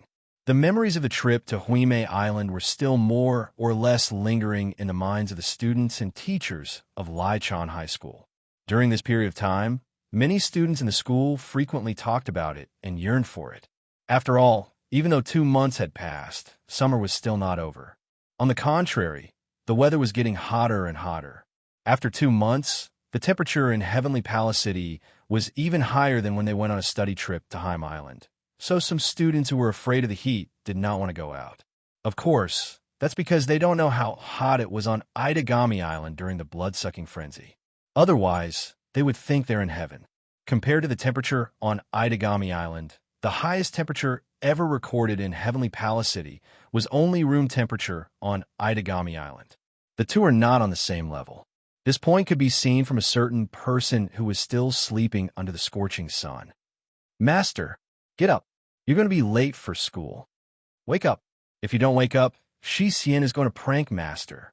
Yesterday, he won the battle for the right to sleep with Toka and Yoshino. Yagia and Shi Xian, who slept with Wu Yan until dawn, just finished tidying up their bed sheets and clothes. Then, they started the arduous and thankless task of cleaning the floor. Seeing Wu Yan sleeping like a dead pig despite their calls, Yagia and Shi Xian exchanged glances with each other. They had helpless looks on their faces. "Damn it, this Master. How could she be so lazy? She's not like this when she's awake. Isn't this too embarrassing for us? The Witch of Hurricane, the Master of Ba Wu." Question. Shi Xian really doesn't understand why Yi Ju Shi and Shi Xian are unable to wake Master up every time. On the other hand, Master's younger sister could easily wake him up. This is the so-called experience, right? Oh, if it weren't for 10 fragrances and 4 fragrances always fighting with us for the right to sleep in the Master's room, we would have learned the skill of waking up the Master long ago. Indignant. This is indeed unforgivable. Master is clearly Shi Xian and Yi Juya's master. The right to sleep beside Master should always belong to us. That's right. Looks like I'll have to give them an unforgettable trial next time. Agreed. So far, Yejuya, Shi Xian, 10 incense, and 4 Kanai have a record of 35 wins and 25 losses. This side has the absolute advantage. It is indeed different with Yi Ju Shi's help. No. This is all thanks to Shi Xian. 10 incense and 4 Kanai lost to Shi Xian. I definitely can't do it alone. Agreed. Shi Xian definitely can't do it alone. She needs Yi Ju Shi. That's right. If Shi Xian and I work together, we are invincible. Agreed. As the two sisters chatted, they actually started hugging each other on Wu Yan's bed as if there was no one else around. Their tone was full of praise for each other and modesty for themselves. As the two of them chatted, a suspicious blush appeared on their faces. In that instant, the two of them seemed to be surrounded by pink air. Coupled with the blush and smiles on their faces, they looked like a super sweet couple. Who would believe that just 2 months ago, the two of them were still engaged in a life and death duel? Immersed in their sisterly love, the two of them kept emitting their bell-like laughter and sweet voices. However, no matter how sweet and pleasant they sounded, they were like flies buzzing in a certain someone's ears. They kept buzzing, making his veins bulge. Finally, at a certain moment, Wu Yin couldn't help but yell. He tore off the blanket on his body. Then, he turned around and pushed Yejuya and Shi Xian onto the bed. He flipped over and pressed his body on top of them. "You. Ah." Wu Yan's face was as black as charcoal. His wine-red eyes stared fiercely at the two beautiful faces right in front of him. He looked like he was gritting his teeth, causing the Bawu sisters to yell again. You suddenly woke up. You scared me. Shushu. If Master didn't wake up, Shi Xian would have called coterie. The two of you kept chattering in my ears. I had no choice but to wake up. Angrily clenching his teeth, Wu Yin looked down at the two exquisite faces and wickedly smiled. This won't do. I have to give you a little punishment, and Mim. Yi Ju Shi and Shi Xian were both startled. Then, they let out a strange cry at the same time as their delicate bodies stiffened. This was because one of the Lushan's claws had slid down the curves of their bodies, one under Yejiya and the other on Shi Xian's chest. Oh. The Baowu sisters instantly blushed. Sensing the strange sensation coming from their bodies, they couldn't help but begin to struggle. But rather than saying that they were struggling, it was more accurate to say that they were twisting and turning. Their somewhat uncomfortable bodies even began to breathe faster. The Baowu sisters were no longer the foolish elves from 2 months ago who only knew half of what was going on. After 2 months of the Temptation special training video that no one knew about, Yi Ji and Shi Xian had already acquired a certain level of knowledge. But it was precisely because they had gained a certain level of knowledge that the 2 elven girls no longer dared to seduce Wu Yin. It wasn't that they didn't want to do it with Wu Yin, but that they were simply shy and timid. Thus, whenever Wu Yin touched the Baowu sisters, the Baowu sisters would react like young girls in love, becoming extremely shy. They were no longer as open as they had been 2 months ago, when they had used the 3 seduction steps provided by the kind-hearted person on Haimai Island. Alas, the 2 elven girls had no idea that this sort of reaction would only arouse the filthy thoughts in the heart of a certain wolf.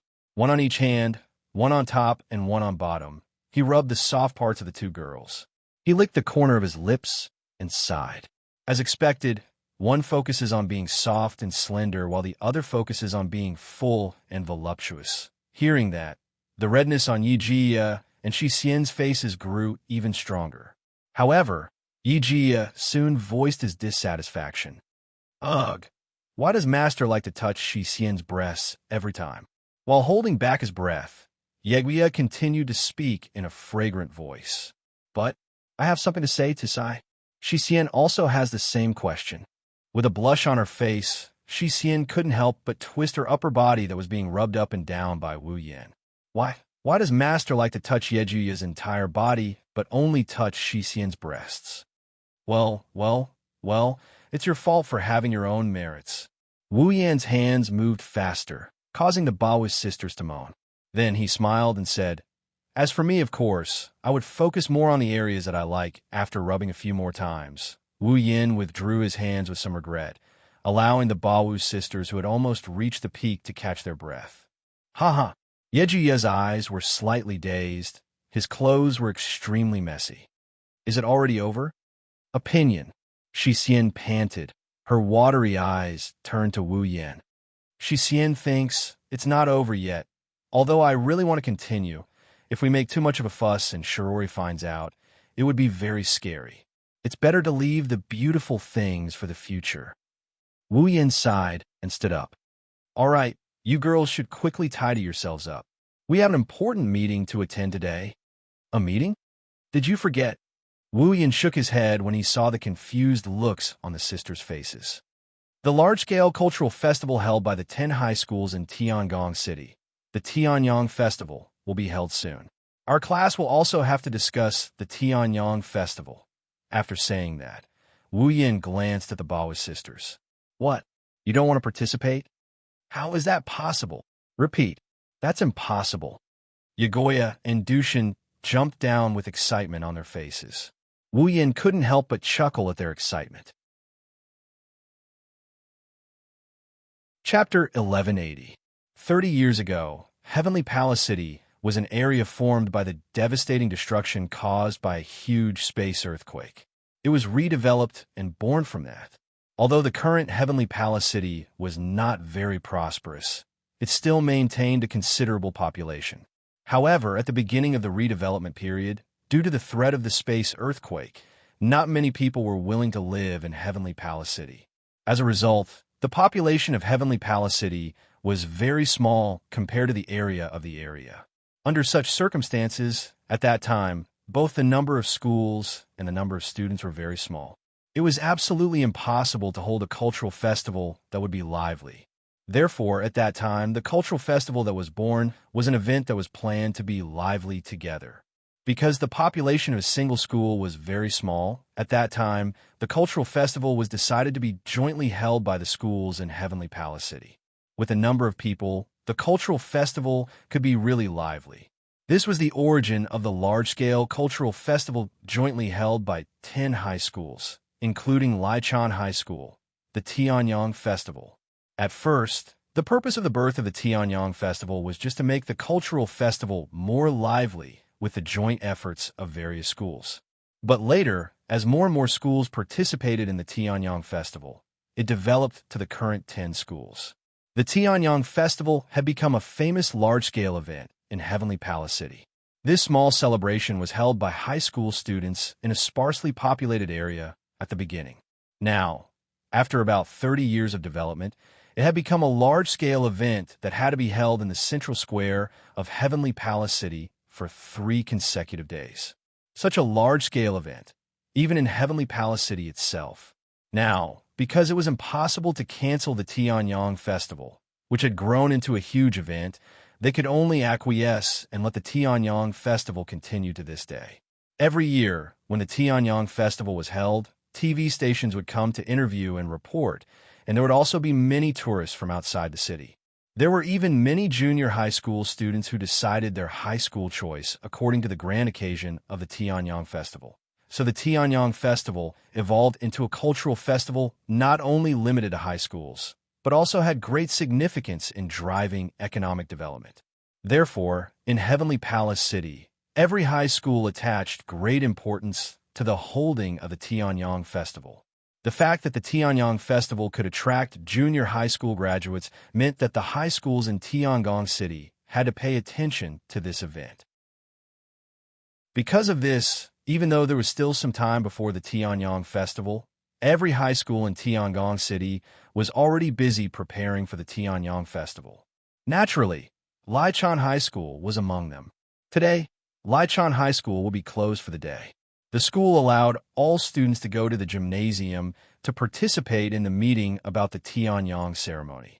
From this, it could be seen just how much importance did the school place on the Tianyang ceremony. Of course, it wasn't just the school. The students also attached great importance to the Tianyang ceremony. After all, it was the largest annual event in Heavenly Palace City. High school students who were still at the age where they liked to play would not miss such a lively event. They were all full of interest. As a result, by the time Wu Yin brought Toka, Yejuya, and Shixian to Lichon High School's gymnasium, it was already packed with people. If they hadn't attended the Qixi Festival and Meijio's concert, Toka, Yejuya, and Shixian would have cried out in shock. At this time, although there were many people in the gymnasium, it had not reached the level of the first 2. There weren't that many students in Lichon High School. However, Wu Yan's arrival attracted the attention of all the students in the gymnasium. Each and every one of the students directed their resentful gazes at Wu Yan. It's as if they're practicing a godly art that can kill people with their gazes. Wu Yan, who was walking towards his class, stopped in his tracks. The expression on his face became resentful. However, there was no other way.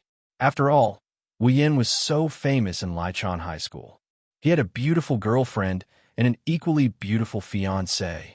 How could he not attract attention? On top of that, the recently transferred twin sisters who were equally beautiful to the point of suffocation called him master in front of the whole class on their first day at school. It's impossible for him not to become famous when he has to carry around these 2 super beauties with him every day. Wu Yin smiled bitterly as he felt the sharp gazes coming from all around him. No wonder Shiji didn't wait for us and went out today. She should have expected this situation long ago, right? Coquette sure laughed with her hands on her hips like a domineering queen. Isn't it natural for them to look at us in awe? Wu Yin laughed dryly and spat out. Are you sure that a look of awe? After speaking, Wu Yin sighed and walked towards his class under everyone's gaze. He glared at Shirori, but she rolled her eyes in return. Not long after, the meeting about the Tianyang ceremony officially began. On a high platform in front of them, the principal of Lichon High School finished his speech. Then, a director went on stage to explain the Tianyang ritual. The Tianyang Festival is an event jointly held by 10 high schools in Tianyang City.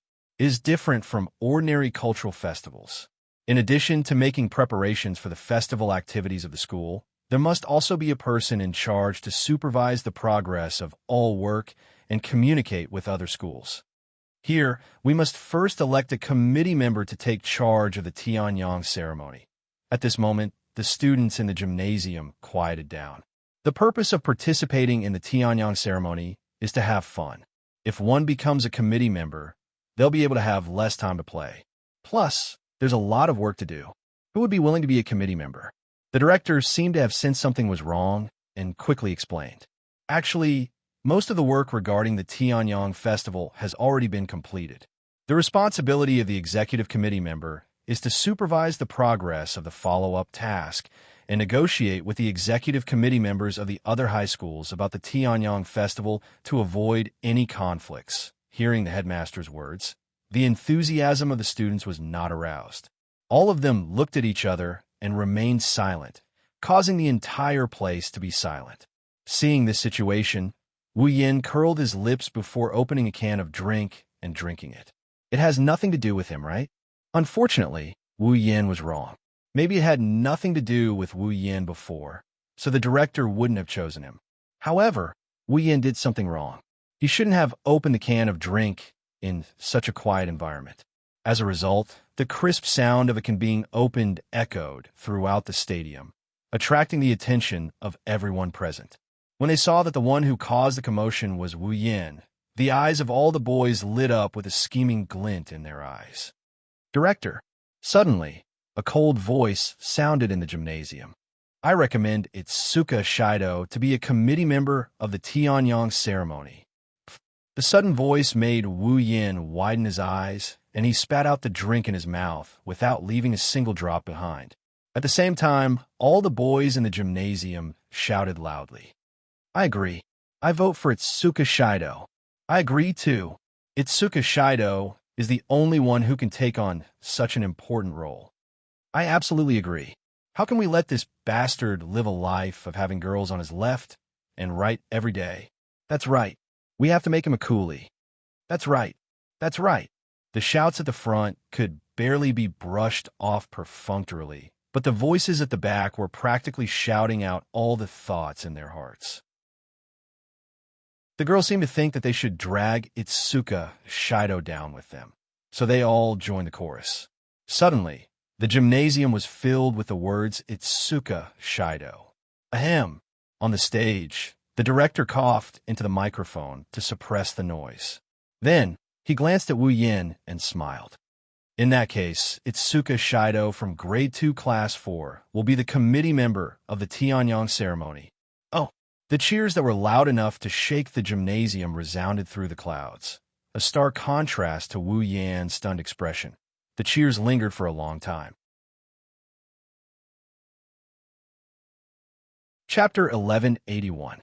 Heavenly Palace City, Dragon Gall Temple Women's Academy. Looking at the dignified school gate made of red bricks, the road paved with red bricks, and the castle-like school building at the very front, Wu Yin sighed as he stood at the school gate. In the end, it still ended up like this. The private Dragon Gall Temple Women's Academy was one of the best high schools in Heavenly Palace City. It was like the Tokuwadai High School in the world of Magic Catalog and the White Emperor Academy in the world of Butler Whirlwind. In Tiangong City, basically, no one did not know such a super famous school. Naturally, Dragon Gall Temple Women's Academy was chosen as the venue for the joint meeting of the 10 high schools during the Tianyang Festival. Wu Yin, who was scammed by almost all the students of Lichon High School and became a committee member of Lichon High School's Tianyang Festival, came here to participate in the joint meeting of the Tianyang Festival while everyone else was having a good holiday. Perhaps it was because there were club activities or because they were preparing for the Tianyang Festival. Students could be seen everywhere at the gate of Dragon Gall Temple Women's Academy on the weekend. Young ladies in white and blue sailor uniforms walked into Dragon Gall Temple Women's Academy, one after another. As soon as they entered, they scattered in all directions. Obviously, they all had their own things to do. In addition to the students of Dragon Gall Temple Women's Academy, some students in uniforms from other schools also entered Dragon Gall Temple Women's Academy.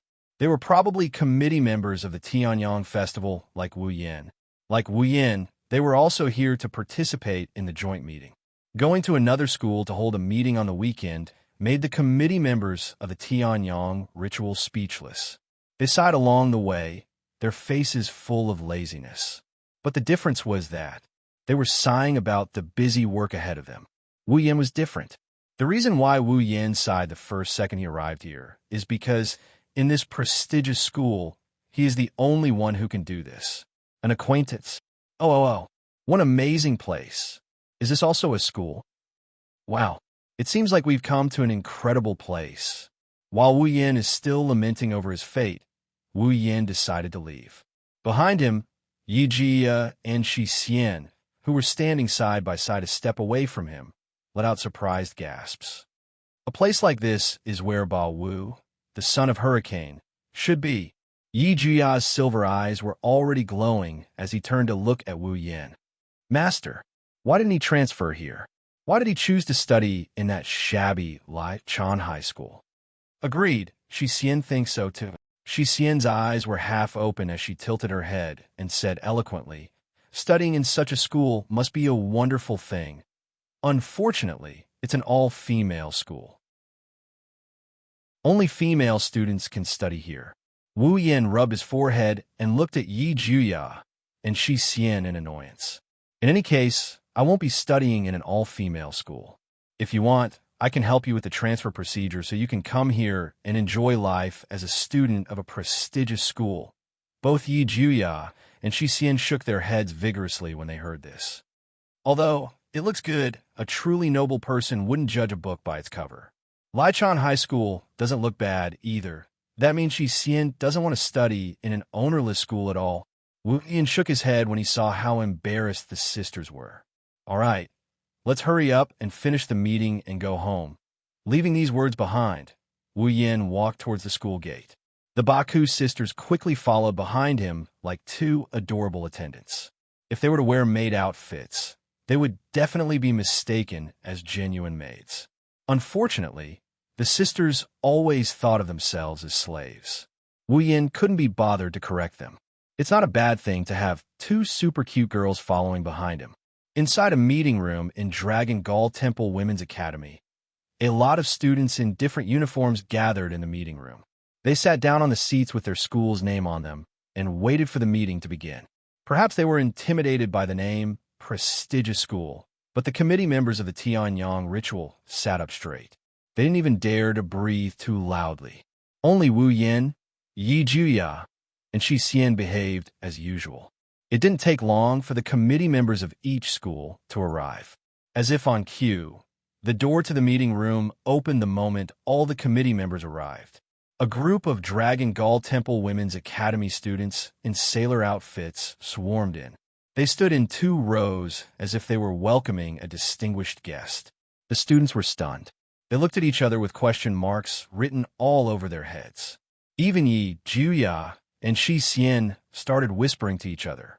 Wu Yin was the only one who couldn't bear to watch and covered his face. While everyone was whispering to each other, a student in sailor outfits walked into the passage between the two rows of Dragon Gall Temple Women's Academy students. She looked like a queen. Her footsteps were light and graceful. Her wavy, violet long hair fluttered in the wind. Her sparkling silver eyes were filled with arrogance and a noble and elegant confidence.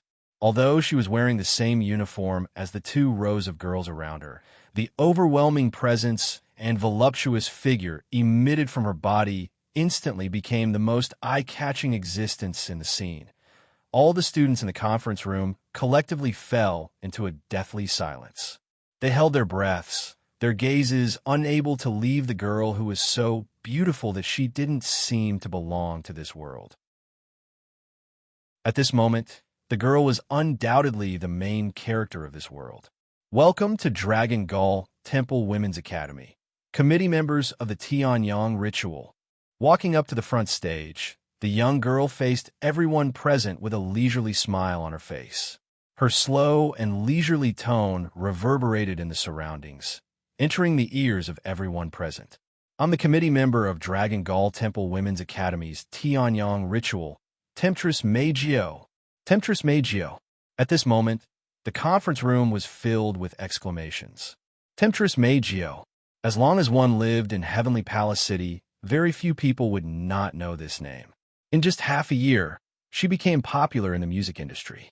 She had an intoxicating voice and was a super popular idol in the mystery faction. Temptress Magio. Could it be her? The committee members from the other schools widened their eyes in astonishment.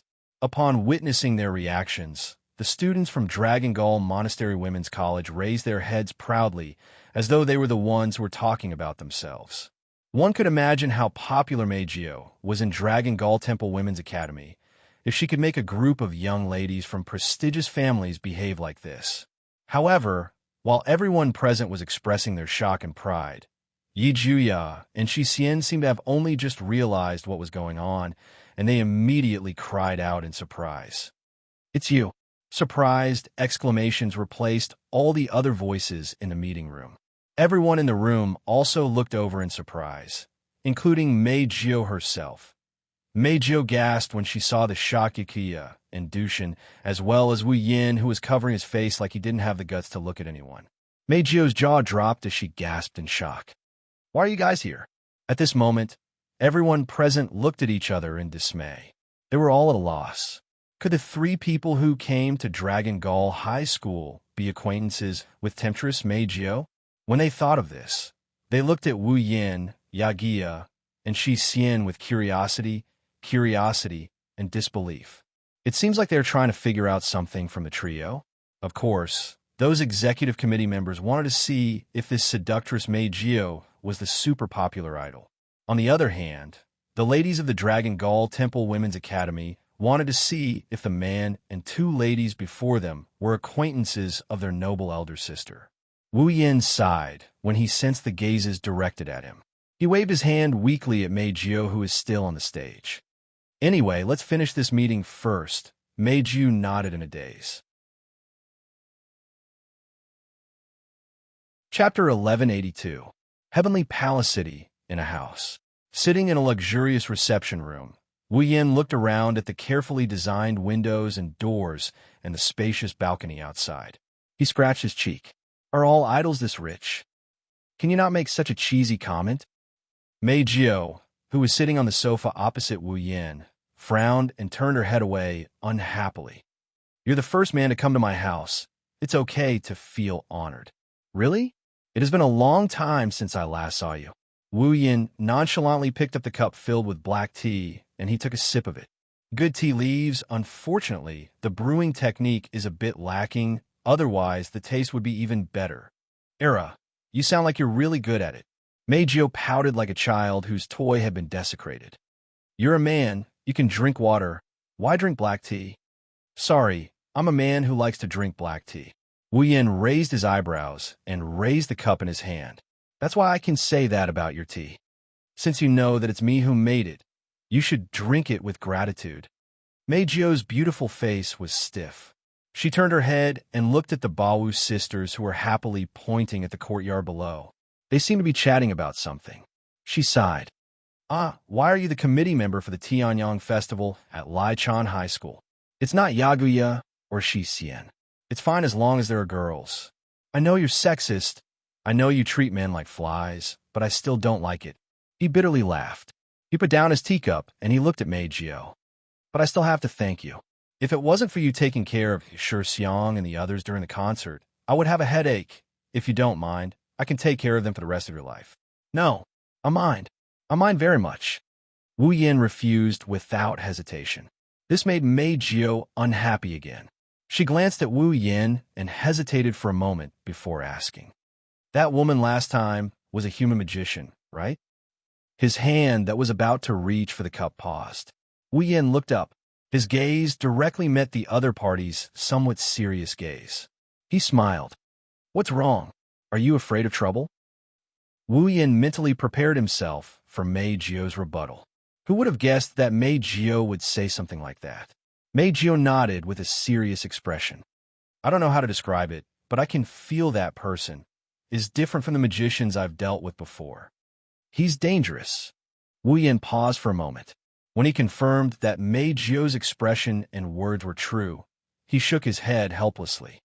I almost forgot. Even if you were a human, you're now an elf. If you can sense danger, it means that you're not only talented in singing. Why do you always think that you're useless? You're so long-winded. Mei Jiu glared at Wu Yin angrily. I know you know me well, but can you please stop bringing up my past? It's very annoying. Well, I don't really care. Wu Yin shrugged. I am prepared for a long battle with you. I don't mind a little while. Can you answer my questions seriously? Mei Jiu held her forehead as if she had a headache. Because of this matter, I've been troubled recently. Also, didn't she say that you're an elf? Are you really an elf? Let's not talk about whether it's a fairy or not for now. Wu Yin waved his hand, and he interrupted Mei Jiu. But it's true that she's very dangerous. If you go against her, you have almost no chance of winning. Mei Jiu wanted to refute. That's only natural. In this world, the elves had the power equivalent to a natural disaster. Although Mei Jiu hasn't been an elf for long, she has fully grasped the power of an elf. Therefore, Mei Jiu knew how powerful an elf is. Mei Jiu had fought against magicians equipped with CR units before, but in the past, these magicians could barely protect themselves even when they attacked her in groups. How could they be as strong as an elf, or even stronger than an elf? In addition, because of her own experience, Mei Jiu looked down on humans from the bottom of her heart. Of course, she didn't want to believe that a human could defeat her. However, the pressure she felt from Irene that day made Mei Jiu unable to refute even if she wanted to. Ever since she became an elf, other than the first time she met Wu Yin, this was the first time Mei Jiu felt this way. She couldn't help but be concerned. With a bit of unwillingness on her face, Mei Jiu asked in a low voice, "Can humans really be stronger than elves?" I know you don't want to believe it. Wu Yin bitterly smiled. But in fact, in this world, there are 3 humans who possess strength and talent comparable to, or even greater than, the elves. 3. The Bawu sisters who were playing outside the balcony walked in. They seemed to have heard the conversation between Wu Yin and Mei Jiu. Are there really humans who are stronger than elves? Jejuya's face was full of disbelief. And there are 3 of them? I doubt it. Shi Xian also doesn't believe it. Shi Xian frowned and tilted her head with her hands behind her back. Yagashur and Shi Xian immediately entered dual mode when they arrived in the modern realm and left the modern realm. That's why they haven't encountered any human magicians. The humans they've seen recently are all toothless paper tigers. They're not strong at all. You said it yourself, you just haven't encountered them yet. Wu Yin took a deep breath of the black tea. He pondered for a moment and looked at the 3 elven girls. Since you don't know, I'll tell you today. Don't wait until you encounter them.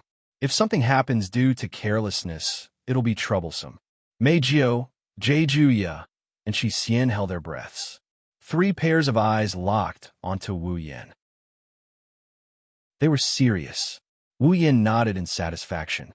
The reason why human magicians can have extraordinary power is that they are equipped with a display device that can reproduce magic through scientific means, the CR unit. Since it is a piece of equipment, the skill of controlling the equipment and the talent of the individual are the fundamental factors that determine one's strength. Among the humans, there are 3 people who are extremely skilled at controlling the CR unit. He tapped his finger on the surface of a cup of black tea on the table, and the surface of the black tea in the teacup immediately rippled. Not long after, the image of a petite girl with a blue ponytail and a mole under her eye appeared in the tea. Her name is Chonggong Zhina. She's one of the 3 people who are good at manipulating CR units. Her body has been processed with a lot of magic power, which is why she's much stronger than common magicians when she's equipped with CR units at such a young age. Even when she's fighting against elves, if the elves are relatively weak, she's definitely capable of killing them. But now, Zhina has become a member of Ratatosker. She's on our side, so you don't have to worry about her. Wu Yin tapped the surface of the tea again. The image on the tea rippled again. It was replaced by a girl with short white hair and a cold expression. Her name is Toichi Origami. She's a member of AST. Her strength isn't that outstanding. She's only a little stronger than a normal magician. However, Her skills and talent in controlling the CR unit are top-notch. The reason she's not that strong now is because this CR unit of AST is too weak. If you give her the latest CR unit, she might be even stronger than Jin Na. But for now, you don't have to worry. As long as she's an AST, she won't be able to make a name for herself. However, if you run into her, try not to get into a fight if you can. Lastly, with a wave of his hand, Toichi Origami's image on the surface of the T was replaced by Irene. This person is dangerous, extremely dangerous. If you run into her alone, don't hesitate and run. Chapter 1183. If you run into her alone, don't hesitate and run. The moment these words were spoken, the expressions of the three elven girls present immediately changed, and their beautiful brows furrowed tightly. Is this person really that dangerous? His hands were on his hips as he leaned over the teacup. His silver eyes stared at Irene's reflection on the surface of the teacup. His eyes were filled with disbelief. Doesn't she look like a normal human? I have a question. Is this woman the one who invited Master to the concert last time? Xian recalled what she saw that day. Her narrowed eyes narrowed even further. Xian thinks that person isn't as simple as she looks. Do you think so too? Meijio couldn't help but look at Xian with a grave expression. I also felt an unusual oppressive feeling from that person. She's the most dangerous of the three. Wu Yin rubbed his chin and pursed his lips. Her name is Irene? Mira? Methers is the best at CR unit technology in history, and no one can surpass her. Moreover, she also has her own personal CR unit. With both of them combined, her strength can be said to be far beyond Shina and Kite Origami. In fact, she might even surpass most of the elves. She can definitely fight alone and kill the elves. So strong. Yijia couldn't help but bite his thumbnail. His expression was a little ugly. I'm sure she's strong. At least, I don't think the three of you are a match for her, even if you work together. Wu Yin sighed as he ignored the elven girl's expressions. That's not the most important thing. The most important thing is, this Elaine was still the person from the Dem company who advocated the killing of the elves. Moreover, she was currently loyal to an ambitious guy who was eyeing the elves covetously. Compared to the previous two people, compared to the other two, she's the kind of dangerous person who will go after elves even if they don't come looking for elves. So, Wu Yin warned Meijio, Yaguya, and Yuxian in a serious tone. If you meet her alone, or even together, don't hesitate. Just run. Because, even if you don't have any enmity against her, she won't let you go. Following this sentence, the atmosphere at the scene suddenly dropped to the freezing point. Even the temperature was showing signs of dropping. At the very least, Meijio, Yakuya, and Dushin felt chills running down their spines when they heard Wu Yan's words. Perhaps she was trying to change the topic. Maybe she's trying to escape from reality. Meijio looked at Wu Yan, and she asked him with a nervous tone. Could it be that even you aren't a match for this person called Irene? Jejuya and Xian looked at Wu Yan nervously. Meijio, Jejuya, and Xian have all fought with Wu Yan before. They were easily defeated by him. Jejuya and Xian even joined forces and used their strongest skill, Angel. They couldn't even hurt Wu Yan. If even Wu Yan wasn't a match for this person called Irene, they don't dare to imagine how strong this magician named Elaine is. Wu Yan smiled when he saw the nervous expressions on the three elves' faces. He could more or less guess what they were thinking. Don't worry, although Irene is strong. She's stronger than most elves, but she's still not a match for me. Wu Yan shrugged and said to the three elves, I fought her once on Homie Island. It's not hard to take care of her. Otherwise, she wouldn't have invited me that day. She would have taken me away by force. The three elves sighed in relief when they heard that. The heaviness in their hearts dissipated. What? Then this Elaine isn't that strong either. Yaguya raised his chin. A domineering smile appeared on his face again. Even if I'm not a match for her alone, Xian is here. If we work together, she's invincible, I know. Wu Yan rolled his eyes at Jejuya. Perhaps you're Raphael, Sky Racer, Elkanaf, that you and Shi Xian can use to threaten Ellen. But if you want to defeat her, just that attack alone is not enough. For this reason, it's best that you don't let your guard down. What? Jia mumbled and stopped talking. He still didn't believe a human could be that strong, but since it was Wu Yin who said it, he chose to believe him. Depressing, it's shocking that such a strong human exists. Shi Xian lowered her head, but quickly raised it again. But Jia and Shi Xian won't leave Master. With Master here, there's no need to worry. The problem should be with you. Jia glanced at Mei Jiao. You seem to have always been alone. If a human finds you, it should be very dangerous, right? I'm not worried. I'm not worried at all. Mei Jiao pursed her lips as if she was trying to be brave. Let's not talk about whether the magician knows that I'm an elf. Even if she knows, I don't have to be afraid of her. My Gabjapple can control other people. If I really meet her, even if I can't control her, I can control her companions to stall her, and then escape. What if she doesn't bring her companions? Shi Xian hit the nail on the head. Won't you still be in danger? Mei Jiao. Under the gaze of the three people present, Mei Jiao opened her mouth, but she couldn't say a word. She could only shake her head in despair. We'll talk about it when the time comes. Wu Yin, Jia, and Shi Xian smiled bitterly. Wu Yin, in particular, had a troubled expression. He did not have to worry about the elf girls around him. Kotori, Toka, and Yoshino were all as strong as Irene, if not stronger. If Irene finds them, the telepathy spell on them will be triggered. Wu Yin can remove the seal and let them fight Irene. Jia and Shi Xian are just like what they said. It's hard for anything to happen to them if they stay by his side. Even if there was an accident and the Bawu sisters weren't by his side, with their combined strength, they should be able to resist Irene for a while.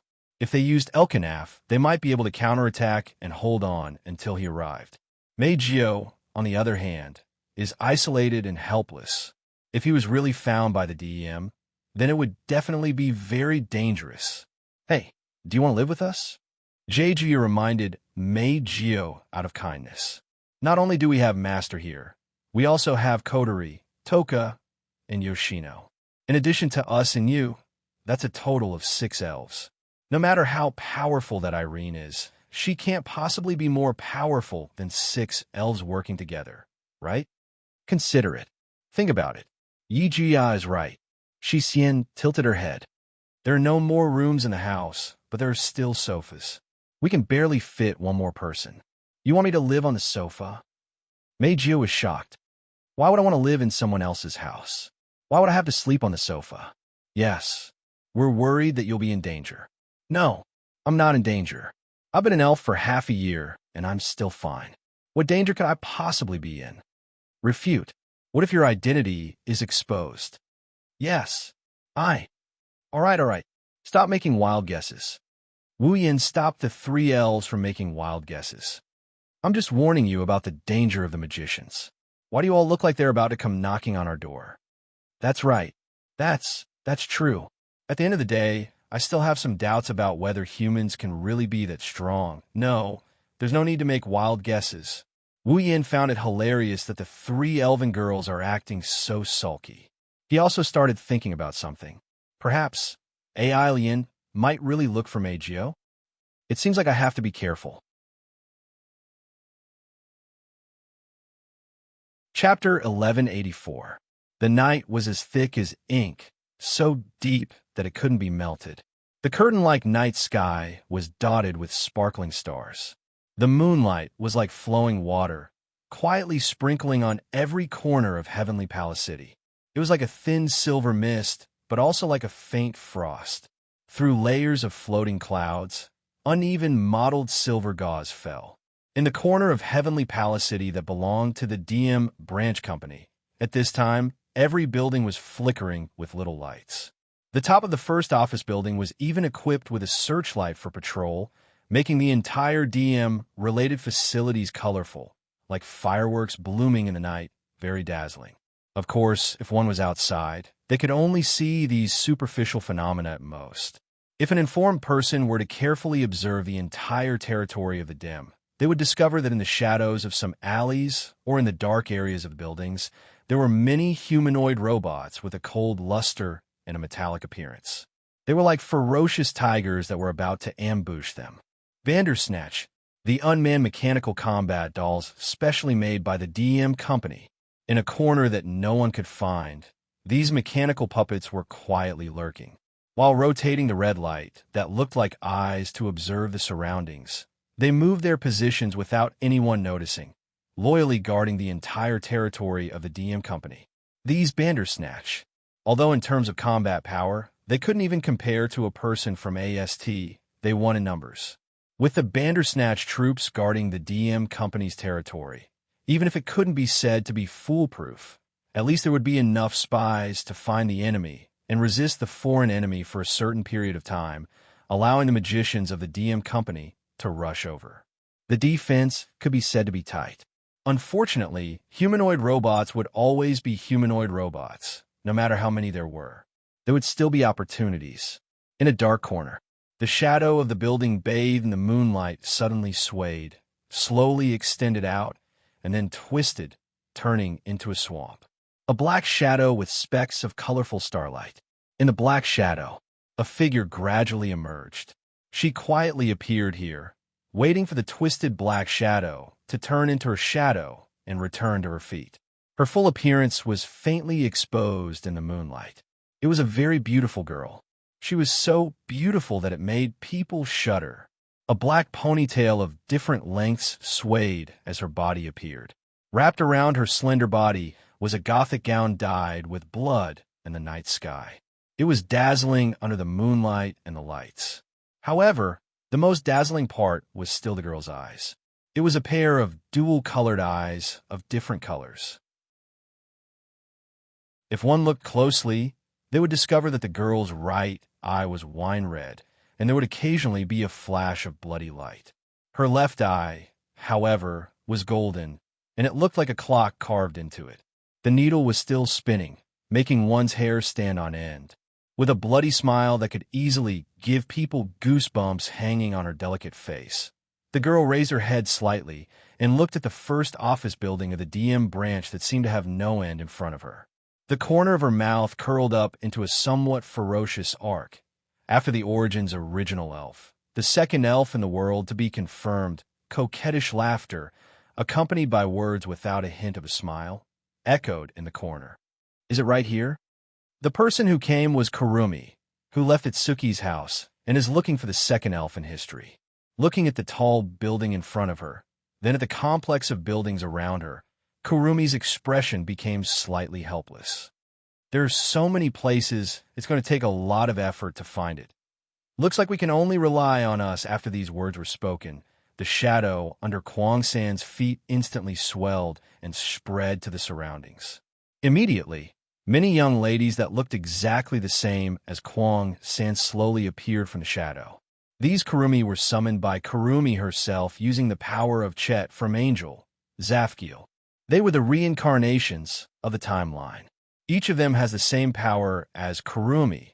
They can also use the two ancient pistols that represent the Zafkiel's hour and minute hands. Each of them is equivalent to a Kurumi. However, these clones can't use the Zafkiel's power of time. In terms of strength, they're much weaker than Kurumi herself, but they're still much stronger than normal magicians and Bandersnatches. They're even more effective when used in human wave tactics or when searching for something. Let's begin. After summoning her clones, Kurumi immediately gave the order. The activity time of each me is the same as the time we need to consume. So if it's possible, I hope that everyone can hurry up. Kwang Sin closed her eyes after glancing at all the cells around her. Although Lore Husband has given me plenty of time, I don't want Lore Husband's gift to be wasted on searching. Of course, Lord Husband's time, we can't, whatever, it's a waste. Hurry up, come on. Let's search together, countless Kwang Sans giggled. Then, they disappeared into the shadows with their strange laughter. Kurumi, on the other hand, was still standing in the same place. Looking at the first office building, she narrowed her wine-red eyes.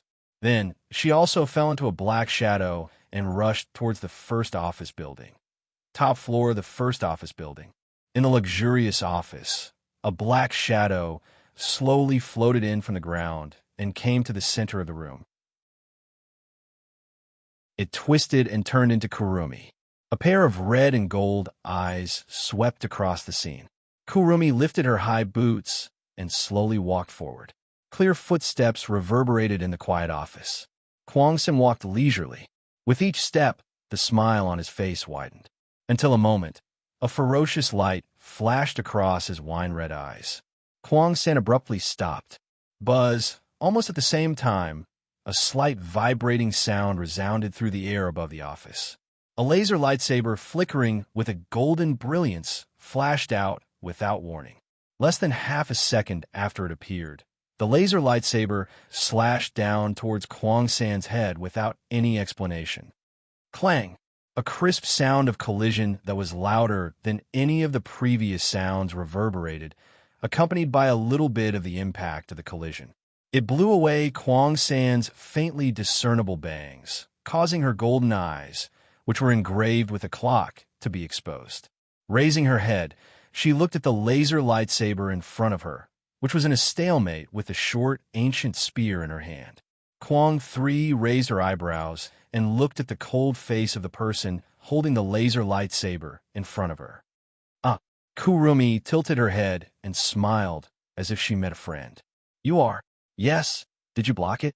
Irene, who was wearing a platinum Sir Unit or Pandaragon, narrowed her eyes and looked at Kurumi, who was close to her. Looks like an amazing mouse has come. He. A bone-chilling laughter instantly rippled out, causing Irene to frown. Her eyes turned cold as the laser light sword in her hand violently slashed horizontally at a speed that even the neuron transmission could not match. However, it cut empty air, causing Irene to be slightly startled. Then, a playful laughter sounded in front of Irene. Are you the strongest magician in that world? Do you know me? Irene put away the laser light sword in her hand and looked at Kurumi, who was not far away from her. Her eyes rippled. As an elf, you're the second one to confirm my identity. After saying that, Irene sized up Kurong-san and narrowed her eyes. You're Nightmare, aren't you? It's really hard to find you. Am I exposed? Kurumi smiled gracefully. She lifted the sides of her skirt and bowed slightly. Then, let me introduce myself. Nice to meet you. I'm Tokisaki Kurumi. Chapter 1185. Well then, let me introduce myself. Nice to meet you. I am Tokisaki Kurumi. Irene looked at Kurumi, who lifted her skirt and bowed like a noble young lady. Her eyes turned cold. There was even a hint of disgust. You're clearly an elf, but you're pretending to be a human. I really can't stand it, Irene said coldly as she raised the laser lightsaber in her hand. However, seeing that you deliberately delivered yourself to my doorstep, I will treat you a little more gently. I think I will be happy to see you. Era. How rude of the dam to treat a guest like this. Kurumi shrugged her shoulders.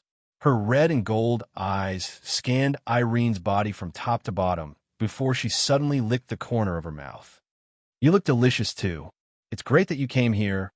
For me, grabbing the laser sword in her hand, the ejector on her back suddenly shot out of violent airflow. It turned into a storm and blew in all directions. When the storm stopped, Irene had already appeared in front of Kwang-san. In the next moment, the laser lightsaber, which was flashing with a golden luster, slashed down towards Kwang-san's body with a force that made the air tremble. It's the same. He. Looking at the sharp light blade mercilessly slashing towards her body, Kurong 3 not only didn't panic, but instead laughed excitedly. Then, a tearing sound resounded throughout the entire office, accompanied by a splash of scarlet blood. Irene's laser sword cut through Kurumi's spiritual equipment like a hot knife through butter. It left a deep gash on Kurumi's body. From her shoulder to her ribs, blood gushed out. Irene wasn't happy at all. Instead, she frowned and looked at Kwang-san coldly. Why didn't you dodge? Why didn't you block? Yes, that's right. Irene's attack was effective because Kurumi didn't even try to block it. Just like that, Kurumi maintained her playful appearance and took Irene's fatal blow without holding anything back. Era, era, era. Era, era, era, era. However, Kurumi didn't even look at Irene. She touched the huge wound in front of her body with a calm expression. She looked at her own blood on her hand as if it wasn't her own. She didn't look like she was in pain. She just looked surprised. You actually cut open my spiritual equipment so easily and even gave me such a huge injury. Licking the blood on her hand into her mouth bit by bit, Kurumi revealed an intoxicating smile. As expected of the world's strongest magician, Kwang San turned a blind eye to the fatal wound on her body. He even licked his own blood with a smile on his face. Irene couldn't help but have a bad feeling in her heart. But just when Irene felt that something was wrong, the smile on Kurumi's face suddenly turned sinister. It's time to stop here. She raised her hand, and the golden clock in her left eye suddenly flashed. Come here, King of Carving, Zafkiel. As soon as he finished talking, an illusory clock appeared. It was much taller than Kwang San, and it looked like it was drawn on the wall. From inside to outside, it rapidly formed and floated behind Kwang San at a speed visible to the naked eye. This is an angel. Irene's pupils constricted as she slashed with her laser sword again. I won't let you get away with it. Era. Don't worry. With a smile on her face, Kurumi directly used her hand to block Irene's laser sword. She ignored the blood splattering around her arm and her broken fingers. She only had one hand left. He held an ancient short spear in his hand. Now it's time to enjoy. After saying this, Kurumi pointed her antique handgun at the Roman numeral 4 on the huge clock behind her. Bullet of 4 Dalit. A chant-like voice reverberated in the surroundings. Soon after, a stream of black-red airflow slowly floated out of the Roman numeral 4 on the clock and instantly drilled into the muzzle of the antique handgun in Kurumi's hand. Irene thought Kurumi was going to fight back. Her body tensed up, and her brain started sending commands to the Seer unit to prepare for a counterattack. Wah! However, Kwang San's next action shocked Irene. This was because the muzzle of the ancient short spear in his hand was pointed at his forehead. You! Irene screamed subconsciously. Kurumi smiled. Then, Irene saw Kurumi pull the trigger of her gun without hesitation. Bang! An echo-like gunshot echoed. Kurumi's head shook as if she was shot. No matter how you look at it, it looked like she committed suicide. But in the next second, even Irene could not help but begin to doubt her own eyes. Under Irene's attentive gaze, the huge wound on Kurumi's body, as well as the hand that was dripping with blood due to catching the laser lightsaber with his bare hands, actually recovered rapidly. In less than a second, Kwang San was perfectly fine. Under Irene's gaze of disbelief, Kwang San once again let out a horrifying laughter and raised her recovered hand high. A long-barreled rifle appeared on top of the building. Ah, what a pity! Although I really want to try what it feels like to be killed by the world's strongest magician, I can't waste the time given by my husband. Shaking her head regretfully, Kurumi looked at Irene with a bloodthirsty smile on her face. Let's in here. After saying that, Kurumi once again raised her gun and pointed it at the Roman numeral 1. Aleph. Black and red streams of air flowed out from the one character on the huge clock and were sucked into the ancient handgun in Kwang San's hand. Once again, Kwang San pointed the muzzle at her own temple without hesitation and pulled the trigger abruptly. Bang! Bang! Oof. The moment the gunshot rang out, Kwang San's figure also disappeared. Before Irene could react, a muffled sound rang out. A sharp pain came from her body, causing her to let out a muffled groan. Her body was sent flying without any warning. Feeling the sharp pain coming from her body, Irene's mind went blank. However, she quickly adjusted her body. The propellers behind her operated violently, pushing her forward. She took a step in the air and rushed forward. Bang! However, just as Irene stabilized herself, another muffled sound rang out. This time, Irene felt a sharp pain from her back and a strong force. She was directly knocked down and smashed into the ground, creating a hole in the fragile floor. However, Kurumi, who had appeared at Irene's original position, frowned slightly. On his body, a bleeding wound appeared out of nowhere. Raising her eyebrows, Kurumi touched the wounds on her body and said in a praising manner, "You used your Titori to capture me and launched an attack at the same time I attacked. You're pretty good. Same here." Irene stood up and stared at Kurumi. Her face was solemn. "I didn't expect Nightmare to possess such a level of power. I've really underestimated you, but..." Irene pointed her lightsaber at Kurumi and said expressionlessly, "If this is all you got, you have no chance of winning." "Ah la la la. It seems like I've been underestimated." Kwang-san covered her mouth in surprise. She couldn't help but laugh. Her golden eyes flashed with a little bit of light. "Looks like we'll have to rely on us if we want to kill you in a straightforward manner." "Us?" Irene frowned and narrowed her eyes. "Did you bring a companion?" "What do you think?" Kwang-san put a finger on his lips and smiled evilly. "Take a guess." Irene snorted. She waved her lightsaber and raised her free hand. "What a pity. If we're comparing numbers, our side seems to have the advantage." Chapter 1186. What a pity. We seem to have the upper hand in terms of numbers. As this sentence came out, outside the window of the first office building of the DM branch company, blurry black shadows suddenly soared into the sky from below and flew past. Amidst the pushing sounds of ejectors, they drew a smooth trajectory and rushed over violently. Bang, bang, bang, bang. Amidst the continuous shattering sounds, the office windows were mercilessly destroyed. The blurry shadows rushed over and directly broke the windows. They floated above the spacious office and surrounded Kurong 3 in the middle. Taking a closer look, the blurry shadows were magicians wearing Sarah unit uniforms and a large number of Bandersnatch puppets. Kurumi's eyes widened slightly, as if she was very surprised. "Have we been exposed?" Swaggering into the enemy's base camp and even having such a fierce fight with me, the head of the DM's second executive department, Irene gently put down her raised hand as a faint smile appeared on her cold face. It seemed to be mocking and ridiculing at the same time. "Don't tell me you don't think you're in danger of being exposed in such a situation?" "Isn't that the case?" Kurumi blinked her eyes and pretended to be confused as she tilted her head. "I tried my best not to attract attention. What a blunder. It's rare to meet an elf who can touch my body. I really want to take you down myself." Holding the hilt of the laser sword in her hand, Irene closed her eyes. "But in that case, there will be many accidents. You don't look simple. If something goes wrong, I won't be able to explain it to Ike. I can only do this." "Is that so?" Kurumi looked directly at Irene's face, and the corners of her mouth rose slightly. "But as far as I know, didn't you just suffer a crushing defeat at the hands of someone? Why didn't you take him down?" Elaine abruptly opened her eyes, her vision suddenly becoming sharp.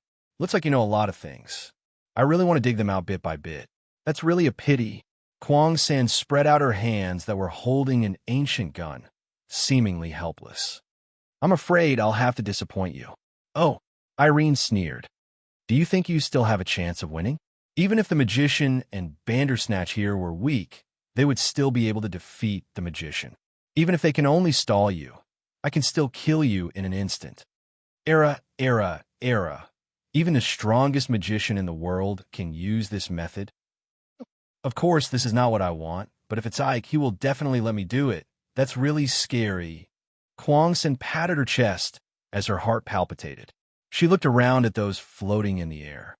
Magician and Bandersnatch, who had surrounded their dem, suddenly started to laugh. "However, if it's a human wave tactic, we can also use it." Hearing this, Elaine was startled and her expression changed. Under Kurumi's feet, the shadow, which had a very weak presence, suddenly distorted and turned into a circle of black shadow with rainbow-colored spots. It suddenly spread out in all directions. A shockwave-like barrier expanded and instantly covered every corner of the field. Everyone seemed to have fallen into a world of darkness. The magicians of Dim were already slightly panicked, but then an indescribable sense of exhaustion filled their bodies. Ugh! What? What's going on? Strength. The group of magicians who were floating in the air of the office let out panicked cries. Every part of their body was attacked by a feeling of collapse, making them feel as if their feet were bound by gravity. One by one, they fell to the ground. The moment Irene realized something was wrong, she immediately activated her Tori to avoid the same ending as those damn magicians. However, her expression was not good either. What did you do? Hee hee hee. Kwang San grinned and laughed happily. This is my shadow barrier, the City of Time Eclipse. Since you're a member of the Dim, I'm going to use it. You should have heard about it from Miss Shina, right? A barrier that could devour other people's time. Irene clenched her teeth, but she quickly recovered. Not bad. Unfortunately, it doesn't seem to work on the Bandersnatch. Era. Didn't I tell you? Kurumi tilted her head. We also have a human wave tactic on our side. As soon as he finished speaking, maniacs dressed in spiritual equipment appeared from the City of Time Eclipse with sinister smiles on their faces. Their numbers were more than the number of Bandersnatches that filled the sky. Irene's pupils shrank, and her expression turned gloomy. I see. Is this what they mean? Yes, that's how it is. Kurumi kissed the musket in her hand and smiled. What do you plan to do? Ms. Magician. Irene's body floated up as she was shrouded in Tertori. Her eyes were cold and murderous. I don't know what's going on, but since it's your doing, these things will disappear if I kill you, right? How rude of you to call us things. Kurumi's eyes turned into crescent moons as she shrugged helplessly. However, let's call it a day. Kwang-sen looked out of the window of the office building. Looking at the black shadows that were flying over like locusts, she smiled. It'll be bad for me if this continues. I have plenty of time, but there's no need to waste it here.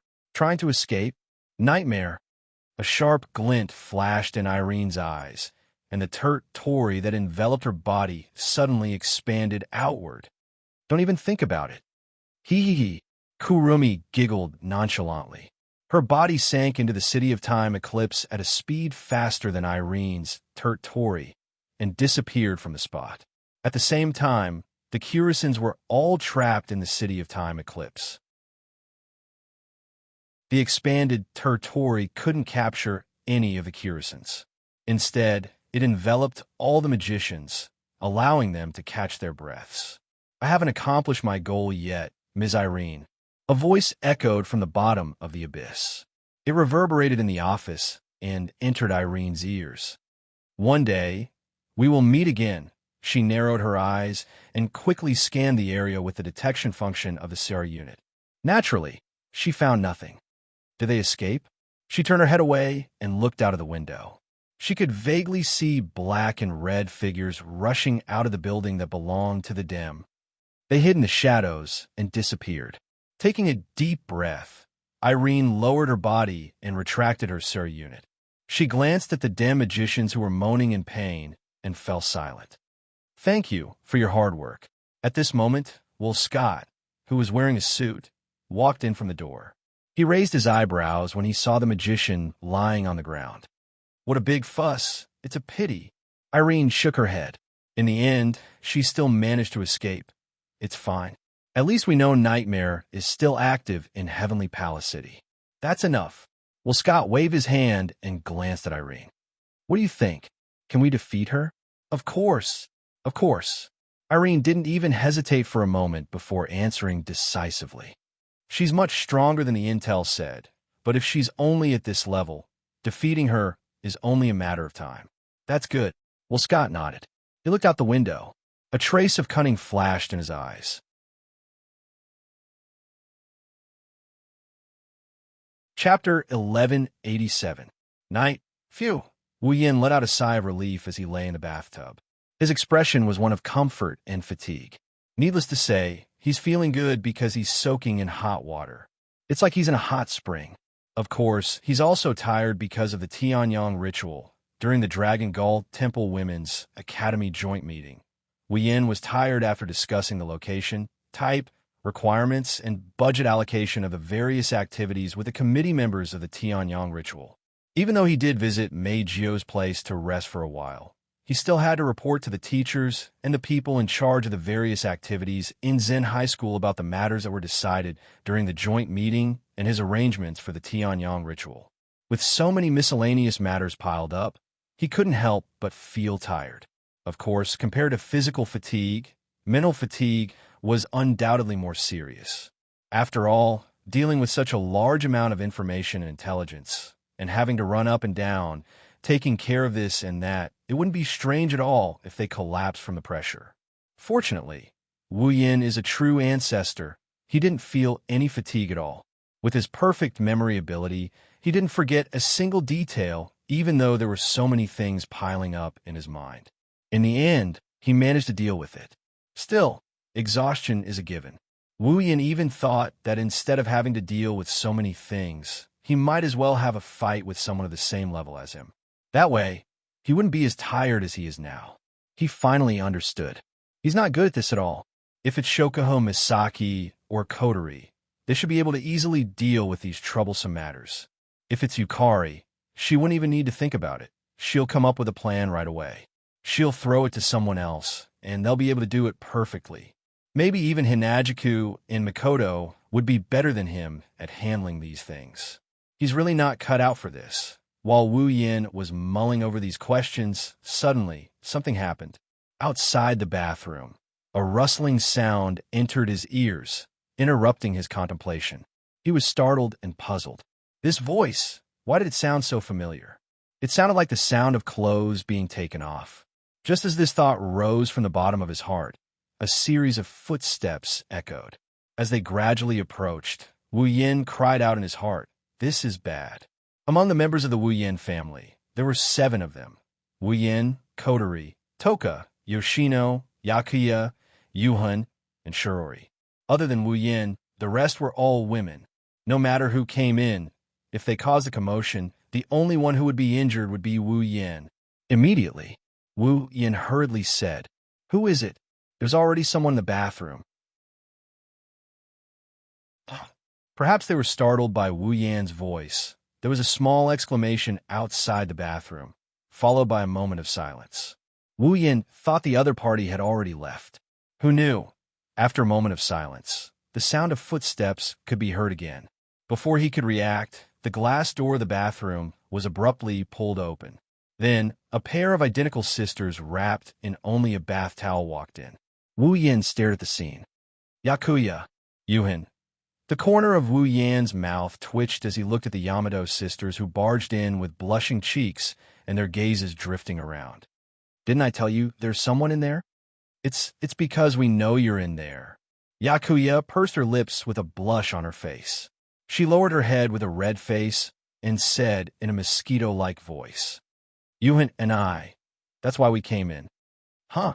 Wu Yin almost couldn't believe his ears. His face was full of shock. "You came in because you knew I was in there?" Of course, Yuhin can prove what Yakuya said is true. Yuhin's cheeks were also flushed, but her expression was calm. It made one wonder if the redness was caused by shyness or because of the hot air in the bathroom. Did we cause trouble for Master? Rather than trouble, it's more like surprise. Looking at the 2 elven girls' rosy white skin, Wu Yan's expression became unnatural. "Why'd you do this? Is it because of the duel with Toka and Yoshino?" It wasn't unreasonable for them to say that.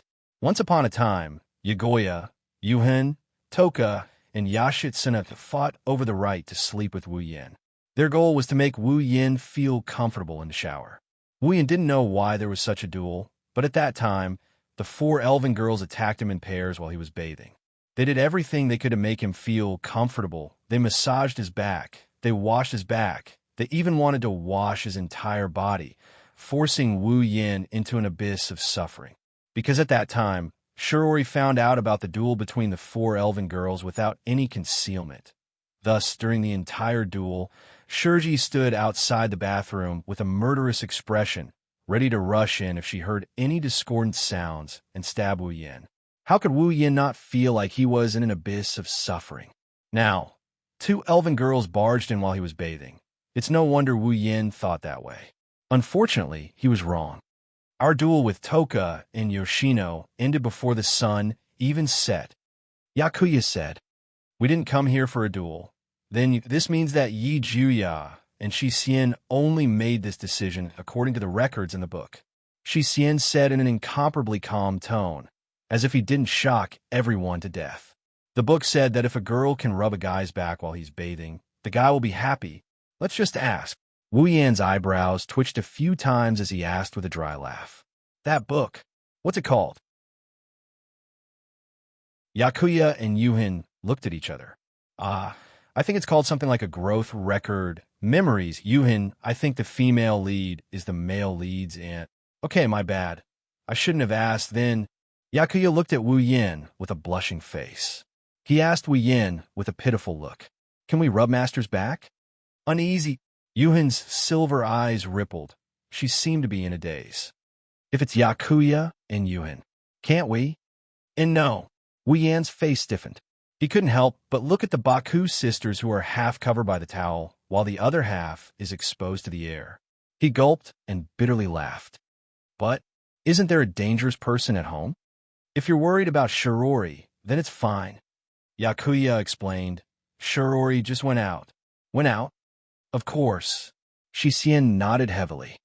We don't have enough ingredients at home. We still need to make breakfast, so Shirori wants to buy some from the supermarket that's open at night. She won't be back for a while. Wu Yan's bitter smile deepened. Isn't this forcing me to commit a crime? Yakuya and Yuhin looked at Wu Yan's bitter smile and pouted. They looked like they were abandoned and complained in unison. What? Could it be that everything in that book is fake? Master isn't happy at all. Reflect on yourself. Even if it's a book, some of its contents are lies. Yuhin thinks it's better to change to another one. Change to another one? Are there any other books? Remind me, Yakuya. Did you forget?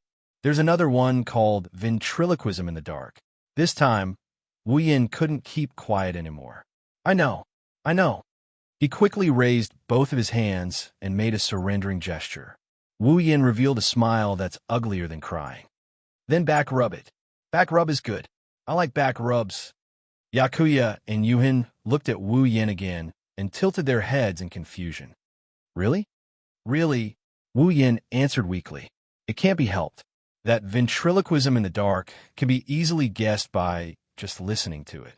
If Yi Juya and Shi Xian would really do it, they might as well take advantage of Shiori's absence to take advantage of it. It's less risky, isn't it?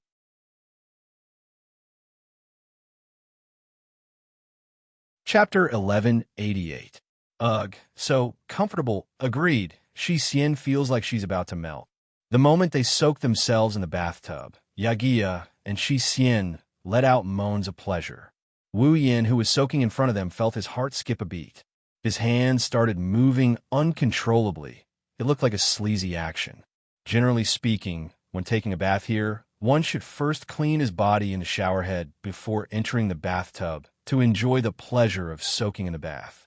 However, Yakuya and Yushin clearly didn't care about this. Toka, Yoshino, and Shirori had also finished their baths. They didn't need to think about the people behind them, so they didn't care about the rules.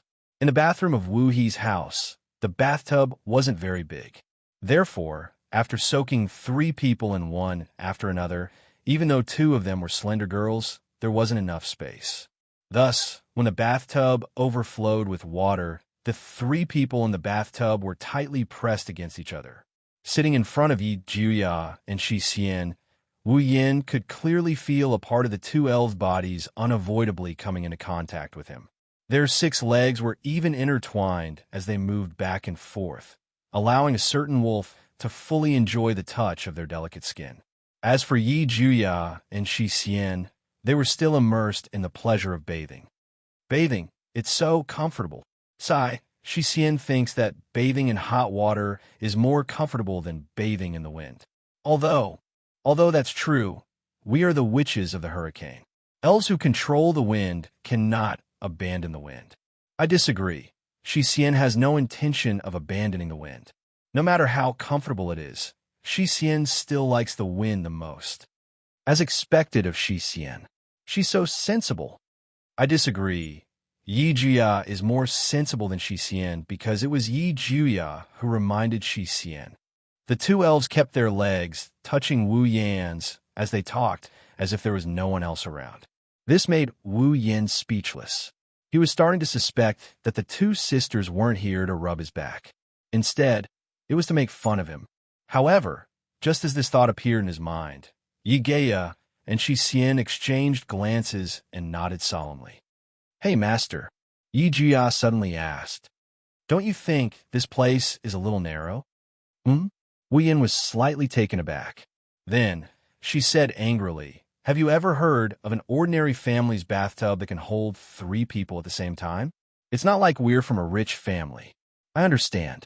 There's nothing we can do about it." Shi Xian seemed to have been waiting for this sentence for a long time.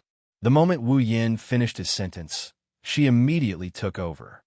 "If that's the case, then Yejuya and Shi Xian can only go to Master's side." After saying that, the Baowu sisters abruptly stood up before Wu Yan could react. He turned around and soaked himself in the bathtub again. His movements were extremely neat. However, the moment they turned around, the two elves turned around and faced Wu Yan with their backs facing him. They even laid in his embrace. As the two delicate bodies entered his embrace, Wu Yan's body stiffened. His mind went blank for a moment. This is too bad. The fragrance from Yejuya and Shi Xian's bodies and the slippery feeling from their intimate contact made Wu Yan erect his flag. He almost attacked. If only it was here. Wu Yan didn't manage to control himself properly. Once the battle started, it would definitely be a chaotic battle. At that time, perhaps when Shirori comes back, the battle here will be over. It's not over yet. Wu Yan shuddered at the thought of the consequences. In his heart, he kept telling himself, just take advantage of them. Just take advantage of them. Don't be too serious. If you want to do it later. The Baowu sisters won't run away anyways. Endure. I have to endure. I have to endure even after becoming a ninja turtle. Enduring now will turn into the joy and accomplishment of the moment when I get my way. So I have to endure. Wu Yan, who was screaming in his heart, couldn't help but feel his heart beating faster. Pung pung, sound were heard clearly by the Baowu sisters. They smiled mischievously and raised their heads. Their silver eyes met with Wu Yan's eyes. "Oh, Master, are you afraid?" "Afraid? Afraid?" Wu Yan raised his eyebrows and forced a smile. "Why should I be afraid?" Explain. Explain." Yushin placed her hand on Wu Yan's chest. She did the same with her body. "Because Master's heart is beating very fast. If you're not nervous, then you're afraid." "Who's nervous? Who's afraid?" Wu Yan really wanted to say that, but when he saw Yi Juya and Shi Xian's big watery eyes and full breasts under the towel, he couldn't say anything. He's almost at the limit of his tolerance, afraid that he'll start a fight in the bathroom. Wu Yan forced himself to be calm and changed the topic. "Didn't you say to wipe your back? Hurry up." "Yes. Yes. Mistake. It's Shi Xian's fault." The Baowu sisters looked at each other and stood up again. Wu Yan let out a sigh of relief. He quickly turned around and let the sisters wipe his back. What the eye doesn't see, the heart doesn't grieve over. However, reality proved that Wu Yan was wasting his time. Even if his heart is as calm as still water, the sensation of the towel and hands rubbing against his back caused the image of the Yaku sisters wrapped in towels to surface in Wu Yan's mind. It made his heart itch even more. He might as well just look at them and enjoy himself. Wu Yan really wanted to cast a soundproof barrier to block out all the sounds in the bathroom. Then he could do whatever he wanted. However, if he disappeared with the Baowu sisters for too long, Shirji would definitely be suspicious when she returns. He doesn't want the news of him pushing down the sisters to spread to the entire date battle world. He can only comfort himself that he'll be able to eat them sooner or later. He'll be able to eat them. Wu Yan's mind started to wander, and he couldn't calm down. He could only shake his body and bleed in his heart. Seeing Wu Yan's abnormal actions, Yi Juya and Shi Xian, who were wiping his back, couldn't help but walk up to him in confusion. "Master, what's wrong?" Question. Did Yi Juya and Shi Xian do something wrong? Just like that, the two sisters leaned on him, putting all of their weight on his back. That moment of perfect softness entered his senses, causing his face to flush red, and he couldn't help but yell out loud. Nothing. The sudden shout gave the Bawu sisters a fright. The two sisters panicked, and their feet slipped in the slippery bathtub. They cried out and fell straight down. Along with the exclamation and the sound of water, two bath towels floated down from the Bawu sisters' bodies. A pair of idiots. Wu Yin finally couldn't help but curse. He quickly reached out to help them up, but what he touched were two lumps of softness of different sizes. Wu Yin blanked out for a bit before he subconsciously pinched her. In the next moment, an overlapping moan came from the 8 Wu sisters' mouths, echoing in the bathroom. In this situation, if Wu Yin still didn't know what those lumps of different sizes were, he wouldn't be able to show his face. Such a melodramatic scene made Wu Yin open his mouth wide in shock. For a moment, he was stunned, but his hands continued to pinch her cheeks a few more times. Yi Juya and Shi Xian moaned again. Under Wu Yan's actions, it was as if all the strength in their body was sucked out. The two fell into Wu Yan's arms and pressed their bodies tightly together with Wu Yan's. Then Wu Yan felt his clone had entered a very warm place, just a little bit. On the other hand, Shi Xian felt a foreign object enter a certain part of her body. No way. Unparalleled pleasure rushed through Wu Yan's body.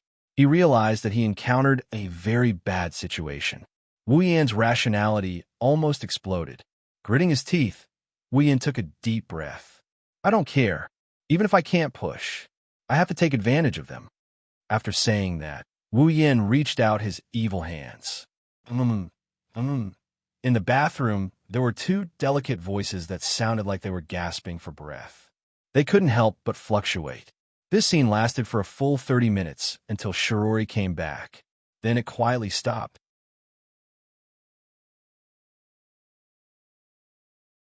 Chapter 1189.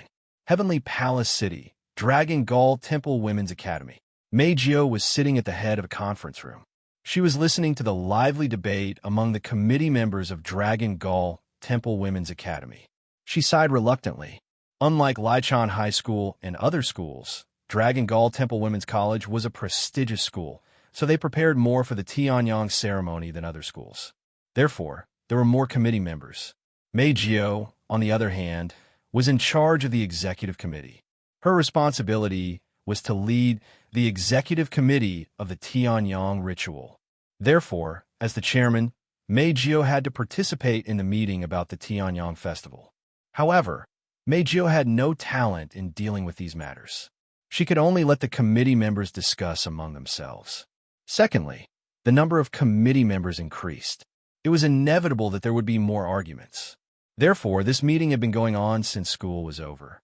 It was almost dark, but there were still no signs of it ending. As for how much of the content discussed in the meeting was useful, Mei Jio still remembered it first, but under the discussion of the executive committee members, Mei Jio had forgotten all about it. In other words, the topic and content of the discussion among the committee members had gradually deviated from the main topic and became somewhat similar to a quarrel. Glancing at each and every one of them who were frowning, he tried his best to raise his voice. Mei Jio finally started to feel impatient as the committee members were arguing with each other. Mei Jio took out her phone and looked at the time displayed on it. She then looked at the dusk that was gradually being replaced by darkness. She frowned slightly and stood up. It's getting late. We'll discuss the rest tomorrow. Let's call it a day. Hearing Mei Jio's words, the committee members who were arguing in the meeting room couldn't help but become restless. But big sister, we have other work tomorrow. Yes. Sister, if today's work and tomorrow's work pile up together, we won't make it in time. The committee members all spoke with a difficult expression, but it made Mei Jio raise her eyebrows. Mei Jio narrowed her eyes. Since you know you have work to do tomorrow, you know it will be too late if you continue like this. Why we have to engage in so many meaningless quarrels? This. The committee members looked at each other in dismay and lowered their heads in shame. Seeing this, Meijio's expression became better. No matter what. It's getting dark. We have to call it a day. Let's work harder tomorrow. Yes. Sister. The committee members glanced at the sky outside the window. When they saw that half of the sky was dark, they could only reluctantly nod their heads. They packed up their things and left the conference room. Meijio walked in the middle of the crowd and headed home under the protection of the students of Dragon Gall Temple Women's College, who acted like bodyguards. Her house was very close to Dragon Gall Temple Women's Academy. It would only take 5 minutes to get there on foot. Therefore, after walking for a short while, Meijio vaguely saw the roof of her house. Let's call it a day. Meijio stopped and faced the students of Dragon Gall Temple Women's Academy who were traveling with her. You all should go home. Yes. The girls in sailor suits respectfully replied. Soon after, they turned around and scattered in different directions, returning to their own homes. Looking at this scene, Meijio felt a little depressed. Although these students from the same school and class as Meijio respectfully called Meijio Big Sister and became her loyal fans because of her status as a popular idol. No matter what, they weren't to the extent that they would protect her like a guard every day. The reason why they were so fanatical about Meijio was that Meijio could use her spiritual power to make her voice sound, making them listen to her orders. These so-called fans didn't support Meijio out of sincerity. At least, not all of them. Meijio was able to command them to gather for her. She was also able to command them to be at her beck and call. Similarly, she was able to command them to leave without any reluctance, just like what they were doing now. If one day, Meijio lost her powers as a fairy, then this scene would no longer continue. When that time comes, Meijio will become a person again, just like half a year ago. A person who only has fans and supporters, but no friends.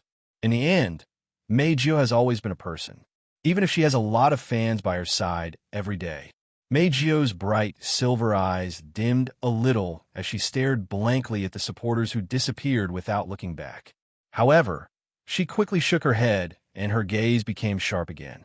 I don't need friends. They will only betray me. Men are lowly, dirty, and ugly. They are filthy creatures that make me want to vomit just by looking at them. Women are the same. They only need to listen to me obediently and become my toys. That's enough. Humans are not to be trusted. That's why I can't have any expectations. I must distance myself from them. From the beginning, Meijio only has her voice. Meijio kept telling herself that in her heart. Her gaze became sharper and sharper. However, at this moment, a black-haired, red-eyed figure flashed through her mind. At the same time, a string of words flashed through her mind. Before you choose to believe me, I will always have hope and wait for you to believe me. That's why, Meijio, you must help me. Before you use your real voice to sing, I will always wait. As these words surfaced, Meijio's sharp gaze suddenly froze. It gradually shattered in an uncontrollable wave, and her heart was also in a mess. Ugh! Damn it!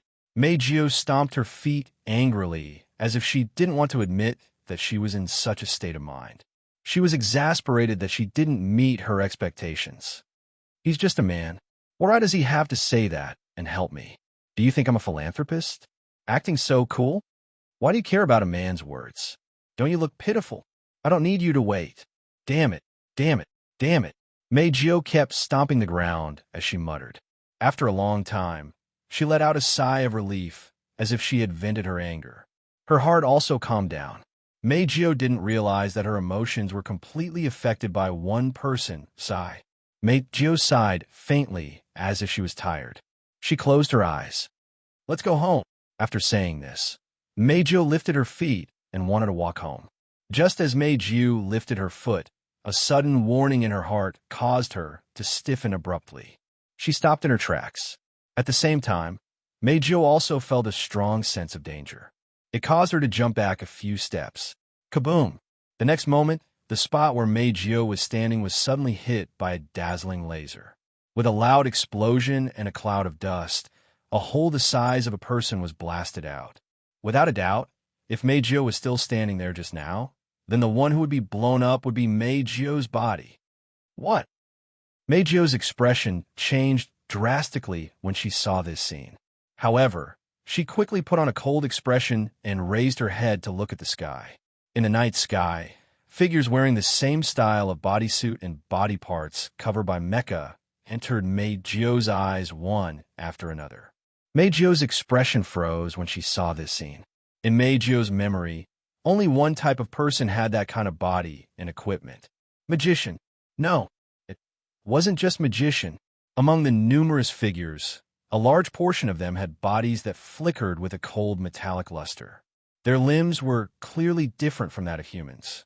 Their entire bodies were coal machines. On their heads, where their eyes should have been, there was only a single round lamp that flickered with red light. That was Bandersnatch.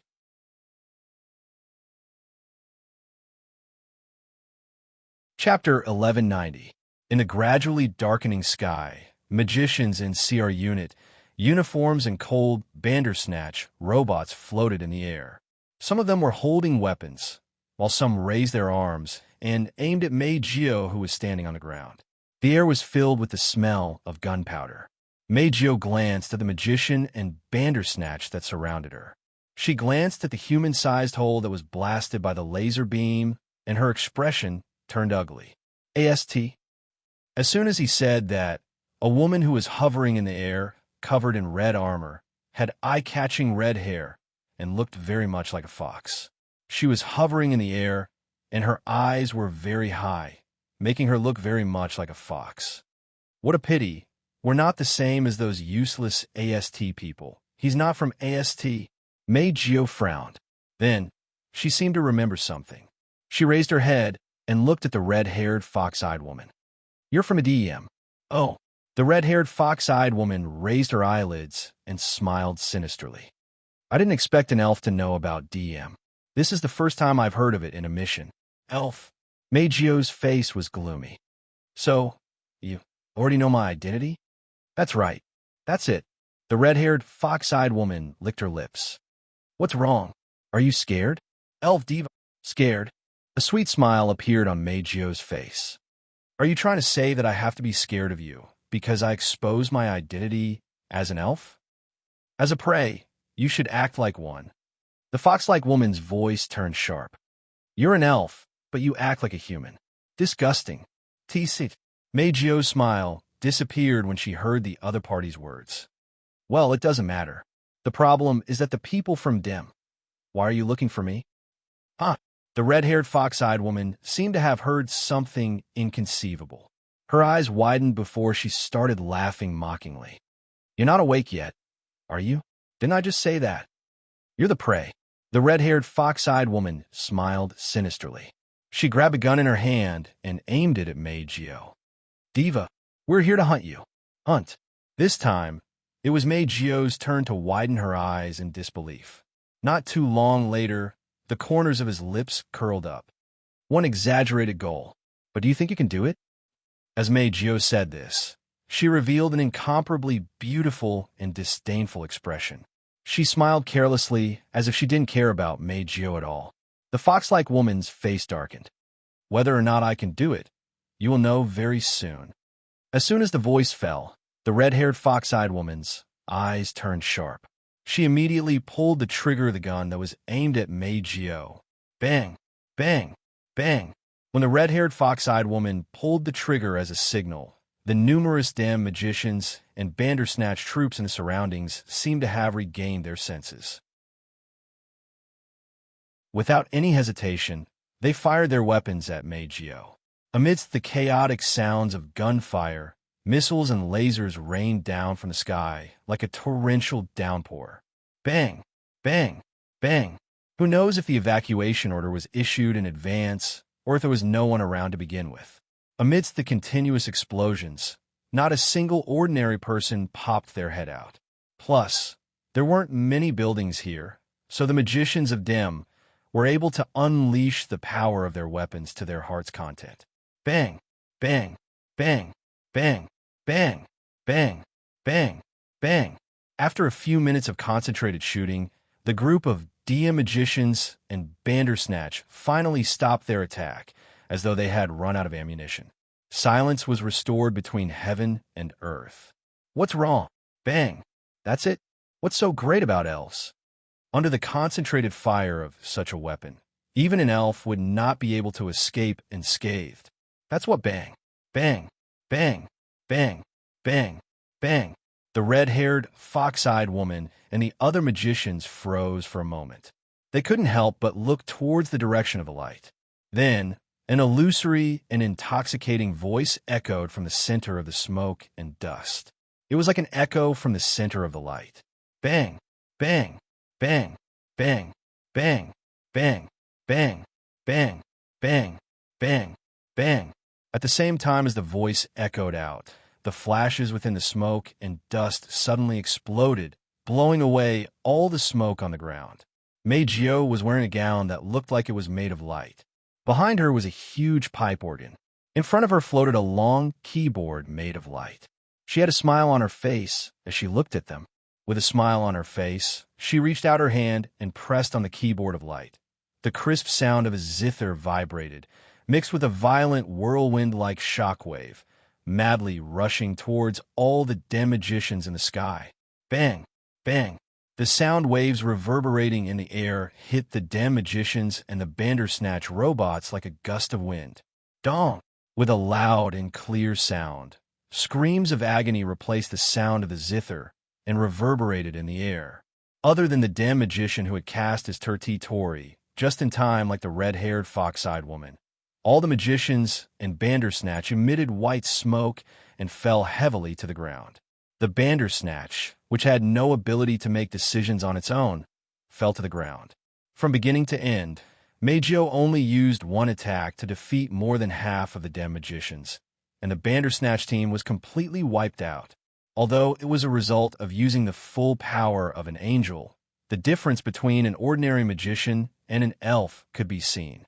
Needless to say, the brainless Bandersnatch robot soldiers that could use the display device sounded very powerful, but in terms of individual combat power, they were far inferior to human magicians. In terms of precise control and control of the display device, the difference between the Bandersnatch and the human magicians was very obvious. They weren't strong, but they were much weaker. They could be considered trash. To the elves, Bandersnatch was the best target. The red-haired fox-eyed woman, who clearly knew this, had an extremely ugly expression on her face. Her gloomy eyes stared at the smiling Meiji below as she screamed sharply. Bang! Bang! Bang! Bang! The remaining dim magicians were shocked. They quickly aimed their weapons at Meiji and pulled the trigger. Bang! Bang! Bang! Another round of gunshots reverberated in the surroundings. A large number of cannonballs filled the entire field of vision and flew towards Meiji on the ground. No matter how many times this level of attack came, it would be the same. Meiji thought to herself. Her hand once again reached for the keyboard of the Guqin of Light. Suddenly, a dazzling sword light whizzed out and cut towards Meiji's outstretched hand.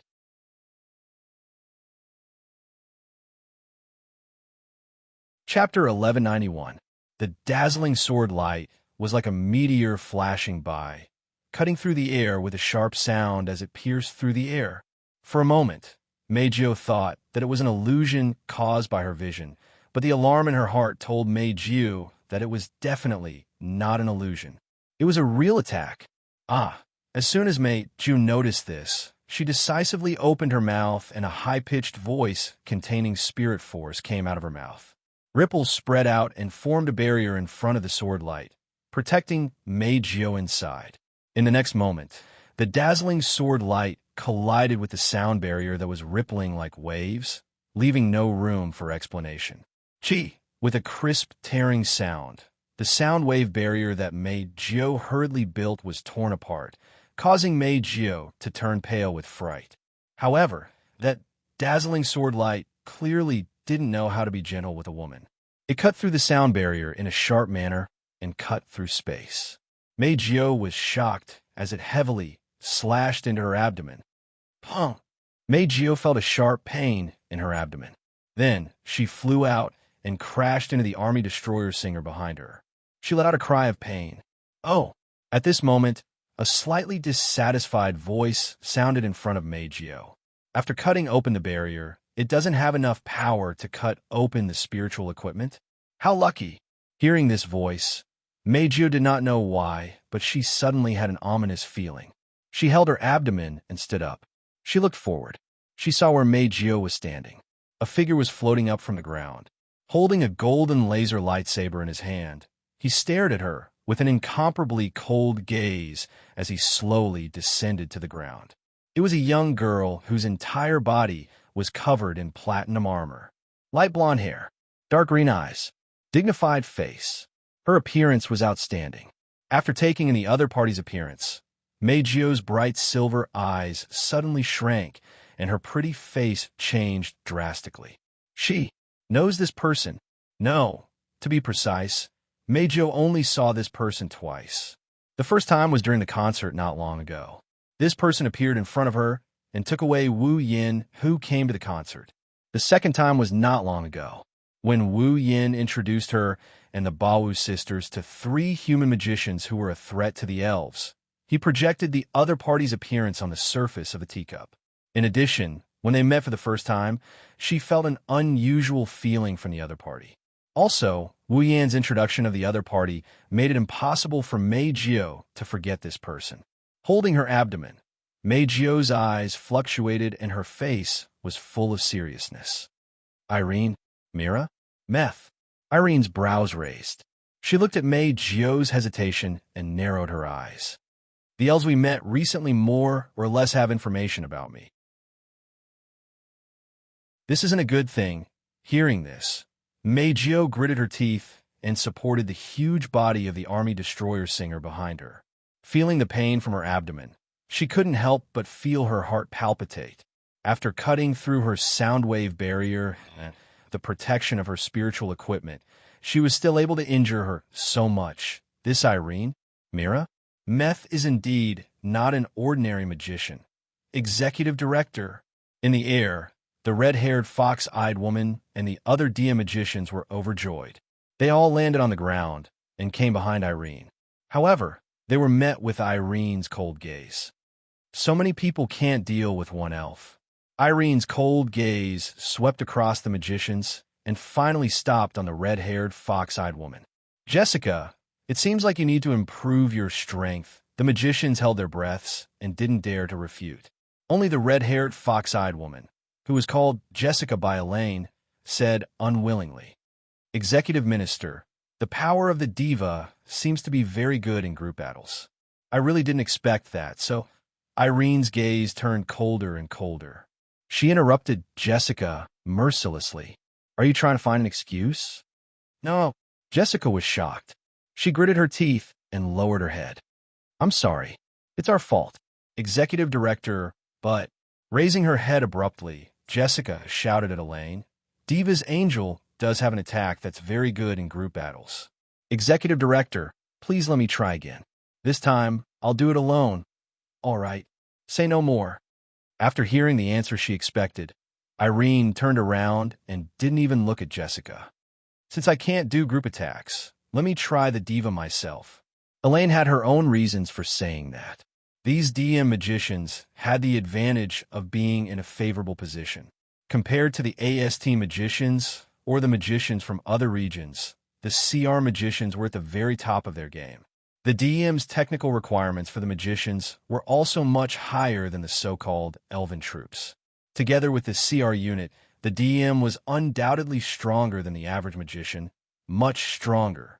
In such a situation, even with the help of Jessica, who was the strongest person in the DEM after Janamiya Shina left the DEM, they still couldn't deal with this diva in front of him. Unless he personally took action, how could this mission be completed? In the end, other than Irene and Shina, no one in the DEM could face the elves alone. Now that Jinnah is gone, Irene is the only one left. Irene had no choice but to stand up. However, Jessica was unwilling to give up. She opened her mouth and wanted to say something, but nothing came out. She could only glare viciously at Meijio and leave unwillingly. Seeing this scene, Irene sighed in her heart. "All right, look for an opportunity and support me." Jessica and the magicians of Dem were overjoyed. Yes. Seeing all the magicians pointing their weapons at her and Irene raising her laser sword, Meijio's expression changed. She stared at Irene and remembered what Wu Yin said the other day. This person is dangerous, very dangerous. If you meet her alone, or even together, don't hesitate and run away immediately. Even if you don't have any enmity towards her, she won't let you go. Wu Yin didn't look like he was joking at all, and Irene cut open her sound wave barrier. Meijio bit her lip and made up her mind. Meijio raised her head and took a deep breath. Seeing this, Irene's eyes flashed with a bright light, and she coldly shouted, "Everyone, Tertori, Domain of Will, activate!" Jessica and the magicians were stunned for a moment. When they realized what was going on, they hurriedly followed Irene and unfolded their Tertori, covering their whole bodies. Almost at the same time, Meijio took a deep breath and shouted a high pitch that was several times louder than before. Her high-pitched voice turned into a shockwave that swept across the area, stirring up clouds of dust. Like a tidal wave, it rushed toward Irene, Jessica, and the magicians from the Dem, covering all of them in it. "Everyone, activate the jets." Her field of vision was suddenly blocked. Irene seemed to have sensed something and issued a command in a stern voice. All the magicians turned on the ejector behind them and shot out a frenzied airflow, blowing away all the dust in the field. They all looked in the direction of Meijio. What caught the eyes of the magicians was the silhouette of the elf who had turned into a streak of light and shot towards the horizon at an incredible speed. Don't even think about escaping. Elaine didn't even think about it. She immediately followed the propulsion of the ejector and rushed out.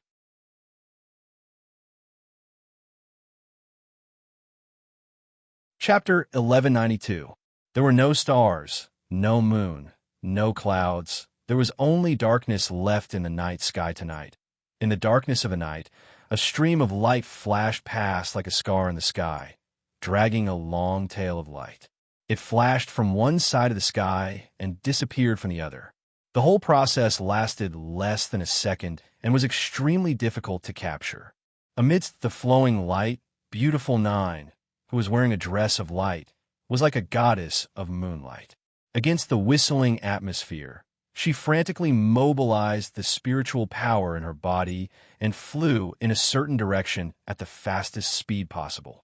That direction was the direction that Wu Yin, Yi Geya, and Shi Xian told her when they left her house. It was the direction of Wu He's house. Beads of sweat dripped down from Mei Jio's smooth forehead. Mei Jio panted heavily as she held her abdomen. Her body turned into a meteor as she flew forward at an extremely fast speed. Mei Jio turned her head and looked behind her. She could clearly see that the Dem magicians, led by Irene, were operating their Sir-unit jets to the limit. They were like maggots following Mei Jio closely. If at this time, the residents of Tiangong City raised their heads and looked at the sky, then they would see a meteor cutting through the sky at an extremely fast speed, flying to the other side of the sky. There were many meteors following behind that meteor. It was like a meteor shower in the same direction. Meiju bit her lips and turned her head abruptly. Her bright silver eyes were filled with hope as she stared at the group of Dem magicians who were hanging behind her. Meijio could only place her hopes on Wu Yin. She could feel the terror of Irene, but Wu Yin was even more terrifying. If she could reach Wu Yin in time, then even if Irene was there, Meijio wouldn't have to be afraid of the Dem magicians anymore. Originally, if Irene wasn't there, those Dem magicians wouldn't be a match for Meijio when she used Angel. Even if there was Aileen, as long as he could escape to Wu Yin, everything would be fine. Wu Yin had Kotori, Toka, Yoshino, Yagoya, and Yushin. This was enough for Meijio to rely on. Not to mention, Wu Yin even admitted it himself. He had personally defeated Irene once. Therefore, if Meijio wanted to escape from Irene and the other Dem magicians, she could only ask for help from Wu Yin. Thinking of this, Meijio couldn't help but show a self-deprecating expression.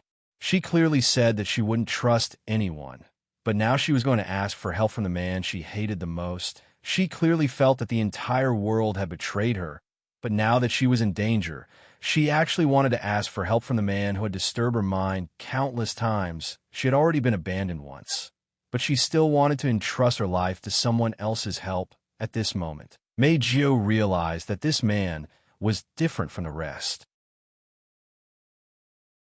She couldn't help but care about him. He made her subconsciously trust, ask for help, and entrust her life to him. Perhaps it was because her voice was sealed the first time she met him, so she had to rely on him for a while. Or perhaps it was because he said wait to her on the phone that day. Regardless, at this moment, Meiji couldn't treat Wu Yin as the man she hated the most and the untrustworthy human being. Would he save her? With this thought in mind, Meiji couldn't help but slow down a little. It was only a brief moment, but Irene managed to grab hold of it. "Everyone!" Irene shouted with a sharp glint in her eyes. "Fire!" "Yes!" A loud response rippled through the dark night. Then, in the sky, a rain of cannonballs turned into shooting stars. In the silent night, they flew from all directions, baring their fangs and brandishing their claws as they enveloped Meijio's body. The gunshots that resounded through the sky and the sound of cannonballs flying through the air entered Meijio's ears, causing her expression to change. She forcefully endured the discomfort and panting caused by flying at an extremely high speed. She opened her mouth and released a clear syllable. Then a ripple-like sound wave spread out, quickly forming a barrier behind Meiji at a speed visible to the naked eye, blocking all the incoming cannonballs. Bang, bang, bang, bang, bang. Continuous explosions sounded in the night sky, like fireworks, causing a series of chaotic explosions. Unfortunately, these fireworks weren't beautiful. Only smoke and fire bloomed. At the back, Irene saw Meijio's sonic barrier blocking all the cannonballs. Her expression turned cold. A heavy cannon suddenly extended from under her arm and placed under her arm. "Go for it." Irene did not even need to aim. She already knew where to shoot and pulled the trigger of the heavy cannon in her hand. In the dusky night sky, a dazzling flash of light pierced through the horizon, like a pillar of light, instantly filling the entire night sky. The intense flash of light, if one looked at it directly from a close distance, it is very likely to directly burn one's eyes. The dense magic turned into a pillar of light hundreds of meters long, annihilating everything in front of it in nothingness. Meijio's sonic barrier was like the weakest piece of paper. It couldn't even last a second, without any suspense. It was destroyed without any suspense. The pillar of light didn't slow down at all, exploding forward at light speed, exploding and rushing behind Meiji, Army Destroyer Singer, Gabjapple. Feeling the terrifying attack coming from behind, Meiji turned around. Her expression was instantly filled with horror. She didn't think twice before summoning her angel.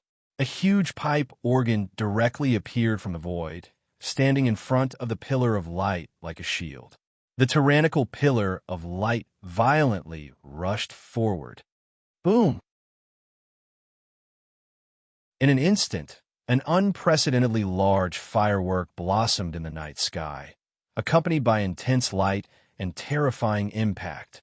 The magicians rushing forward, including Irene, were all caught off guard by the intense light and impact. They hurriedly used their terti-tori to rush through the shockwaves that didn't subside for a long time, violently rushing towards Meiji. As for Meijio's Army Destroyer Singer, Gabjapple, it already collided with the pillar of light and turned into ashes. My Army Destroyer Singer, Gabjapple. Meiji almost couldn't believe her eyes. The strongest weapon of the elves, their strongest reliance, the angel, was actually shattered by a single attack from the enemy. That person called Lillian was countless times more terrifying than Meiji imagined. Did Wu Yin really defeat such a terrifying person once? Meijio's heart couldn't help but waver. At this time, several missiles passed through the layers of smoke and flew towards Meiji. Staring at the missiles flying towards her, Meiji knew now wasn't the time to waver. She shook her head, opened her mouth, and was just about to construct a sound barrier again. However, when Meiji made a sound, What echoed under the night sky was no longer the crisp and beautiful sound of the past.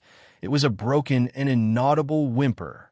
Meijio widened her eyes in disbelief, but on second thought, she understood. Even the angel was smashed to pieces. How could his spiritual energy not be consumed by a huge amount? At this time, apart from maintaining her spiritual equipment and flying, she couldn't use her spiritual energy in other aspects, including the sound she was most proud of. Meijio looked on helplessly as the missiles flew towards her. She couldn't do anything. Finally, under Meijio's gaze, the missiles landed on her body. Bang! The explosion and impact enveloped Meijio's back. Even though her spiritual equipment blocked the damage, Meijio was still shaken by the impact and fell from the sky like a plane. Light smoke came out from her back as she fell from the sky. Whoosh! At the same time, a sonic boom came from behind Meijio, causing her to endure the pain and look back. What entered her vision was the laser sword in Irene's hand, slashing down with all her might. Meijio closed her eyes in despair. In the end, the emotion that appeared in her heart was a trace of uncontrollable regret. It was an apology to Wu Yin. "I'm sorry. I let you down." With this thought, Meijio welcomed Irene's attack.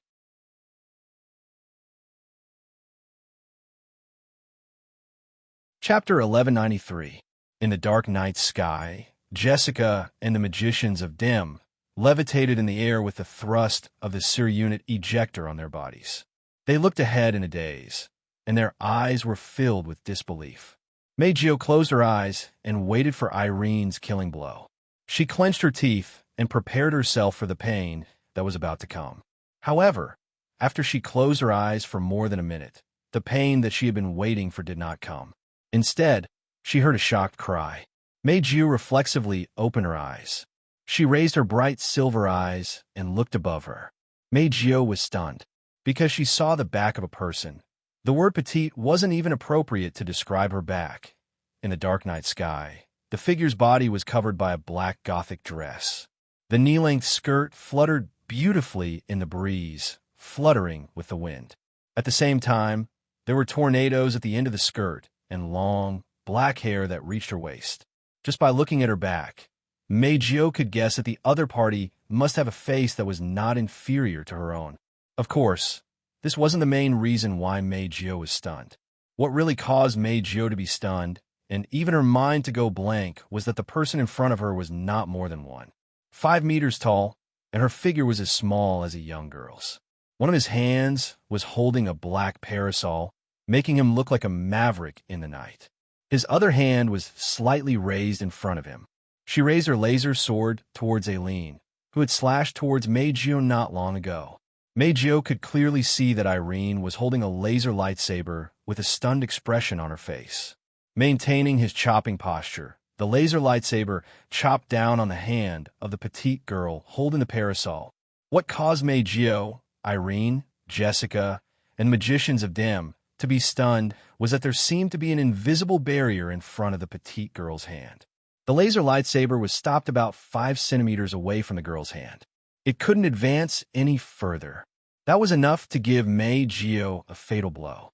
However, it was stopped by a little girl who looked less than 10 years old with one hand. This was the fundamental reason why everyone present, who had thought that the battle had ended not long ago, was collectively stunned. No matter if it was Meijio, Irene, Jessica, or the magicians from DEM, none of them knew when this little girl had appeared. After all, they saw Irene holding a laser lightsaber a second ago. She was about to deliver a fatal blow towards Meijio, but in the next second, this scene appeared before them. None of the people present were able to react in time.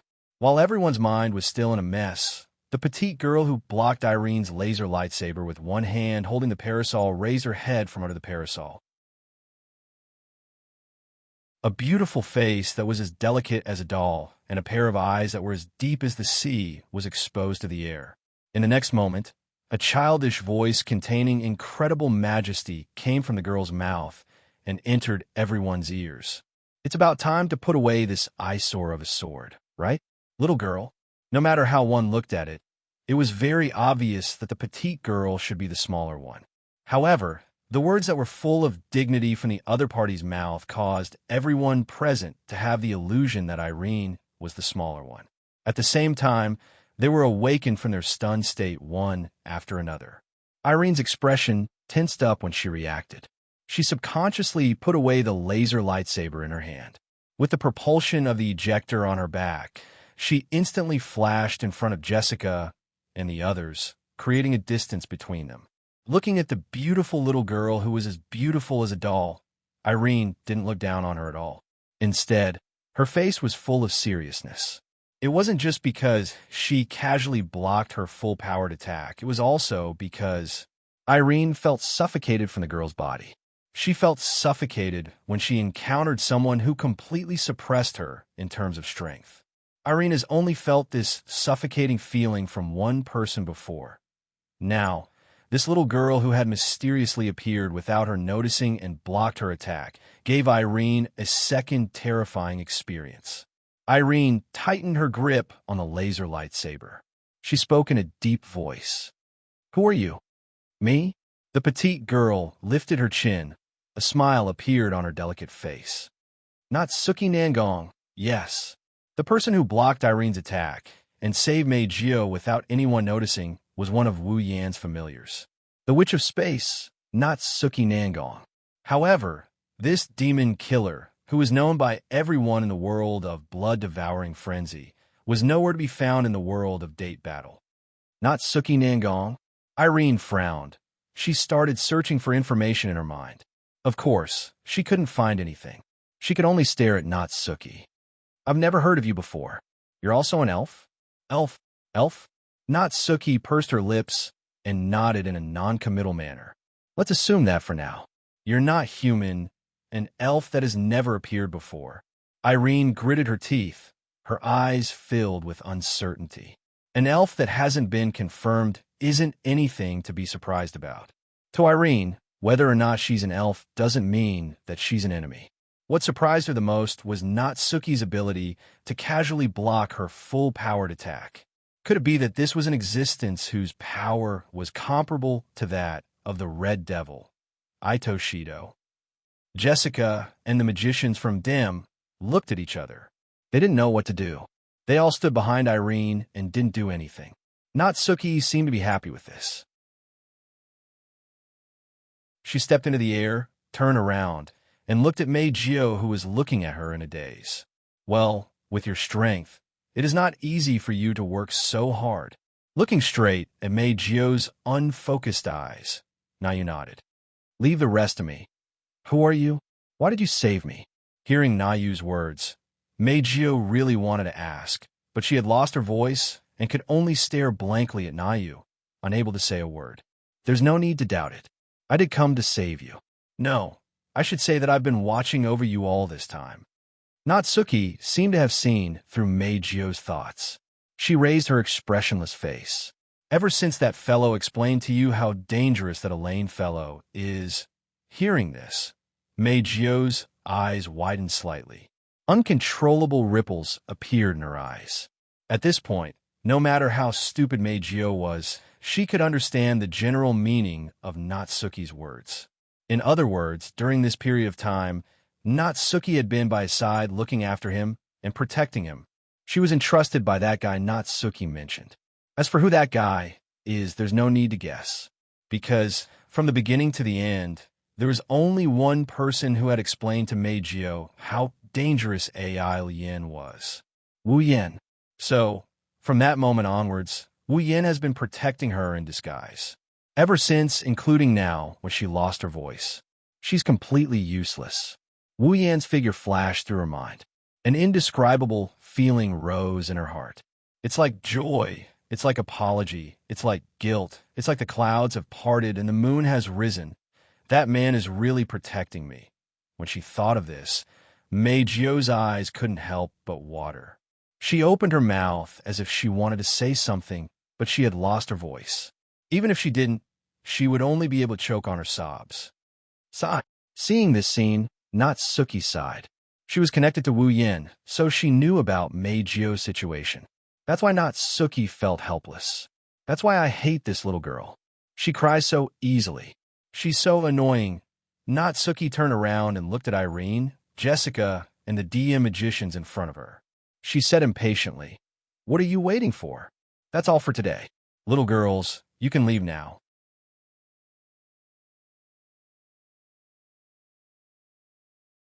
Chapter 1194. Among the dim magicians present, the youngest one is only in her teens or 20s, while the oldest, Jessica, is only around 25 years old. She's not even 30 years old yet.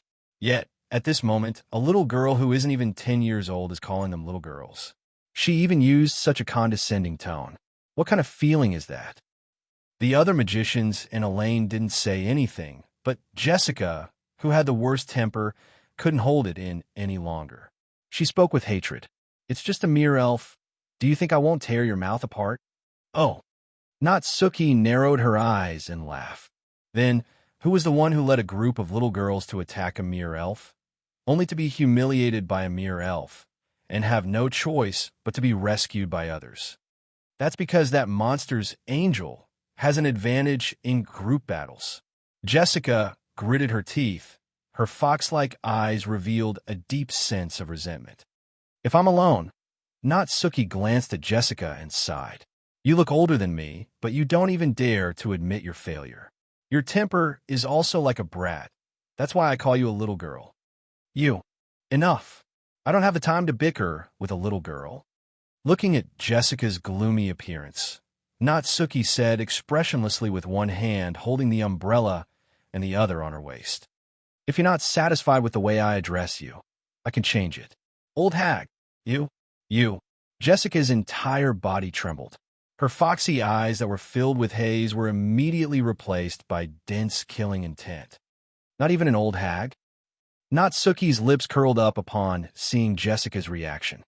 "Or is it better to call you ugly bastard?" Jessica's expression instantly turned ferocious. Without thinking, she aimed the gun at Nayu. "Don't get too carried away, stupid girl." As the cursing voice was heard, a voice rang out. Jessica wanted to pull the trigger on the spot. In the end, before she could pull the trigger, the gun in her hand was cut into two by a fierce sword light. "Wah!" Jessica looked at the gun in her hand in shock. Before she could react, a cold voice sounded beside her. "I gave the order. Did I ask you to do it?" Jessica shuddered when she heard the familiar voice.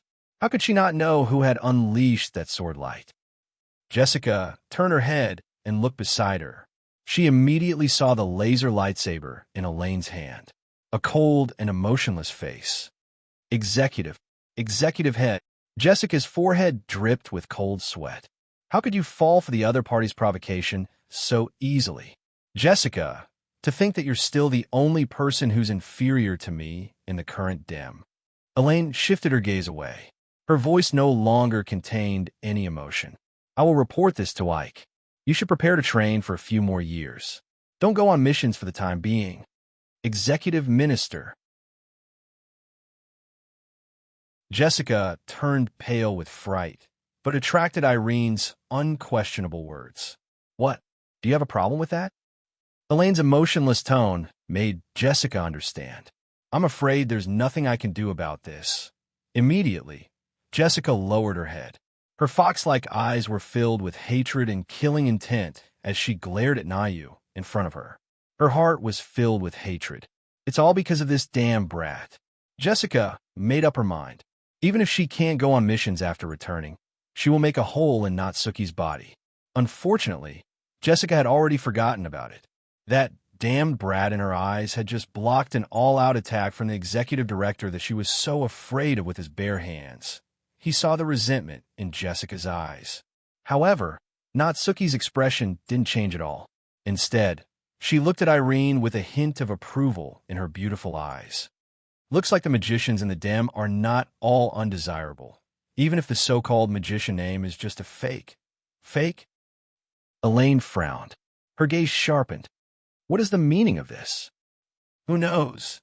Natsuki didn't deny it. She raised the parasol in her hand with a provocative look in her eyes. Instead of wasting time explaining, why don't I let you see it with your own eyes? A real magician. As she spoke, Natsuki's petite body emitted a magical ripple that was different from the one used to power the display device in this world. True magical ripples surged out from her body and swept across the area like a gust of wind. The sudden gust of wind made the magicians of Dim a little confused. They all exclaimed, but they didn't dare to move their eyes away from Nayu's body for even half a second. Natsuki was strong, but her mana wasn't strong enough to cause a gust of wind. However, ever since she became Wu Yan's familiar, her mana has completely disappeared. Natsuki didn't lose her power. She's just a collection of mana. Even though she has a physical body, she's still Wu Yan's familiar. No matter how much mana Wu Yan used to release her, as long as Wu Yan didn't cut off Wu Yan's supply of mana, Natsuki would be able to use Wu Yan's mana. In other words, if Wu Yan wanted, Natsuki would be able to obtain an endless amount of mana from Wu Yan until Wu Yan ran out of mana. In other words, Natsuki possessed mana that surpassed the level of a true ancestor. Of course, it was impossible for the DM magicians to know this. These so-called magicians were different from real magicians. If they didn't have the equipment on them, then they were just ordinary people. It was impossible for them to sense magic. However, just because they couldn't sense mana didn't mean they couldn't detect it. Almost at the same time as Natsuki's mana rose up, the magicians behind the Dim magicians who were in charge of providing support and carrying large instruments on their backs screamed out. We detected a strange reaction from the front. This reaction, it's not spiritual energy. It's not mana either. It's not spiritual power or mana. Irene, Jessica, and the magicians from the Dim changed their expressions. Apart from elves and magicians, could there be a third type of existence in this world that had supernatural power? No, that was absolutely impossible. It's very likely a reaction from the angel ability. Irene calmly gave an answer and quickly gave an order. She might have already used angel. Everyone be alert. However, the moment Irene finished speaking, Natsuki elegantly closed her parasol and snapped her fingers. The next moment, in the vast night sky, ripples spread out without warning, bringing with them the sound of water droplets falling into a lake. They formed a high-density, purple magic array. Irene's pupils shrank when she saw this. Her voice seemed to freeze the air as she shouted. Everyone, Tertori, Domain of Will. Activate. Irene took the lead and activated her Terde Tori to protect herself. The magicians around her also activated their Terde Tori as well. At the same time, the purple magic formations turned and shot out shackles flickering with purple light. Like pythons with consciousness, the shackles whizzed through the air and coiled around the magicians of the Dim at an extremely fast speed. Ding, ding, ding. Amidst the crisp sound of chains clanging against each other, the Dim magicians who were holding up the Tertori were all tied up. Even though they still have their Terde Tori, the shackles bound them along with their Terde Tori. All of a sudden, the magicians who were holding up the Terde Tori were all bound by the lock of discipline together with the Terde Tori. They were all confined inside the Terde Tori. Irene's expression changed.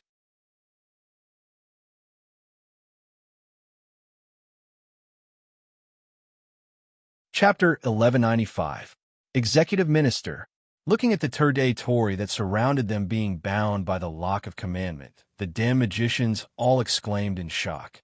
Although they were in the Terde Tori and wouldn't be in any danger, the lock of commandment had tied up the Terde Tori, and their position didn't change. They could either remove the Terde Tori or maintain the status quo. But as soon as the Terde Tori was removed, the chains with purple light would bind them without any hindrance.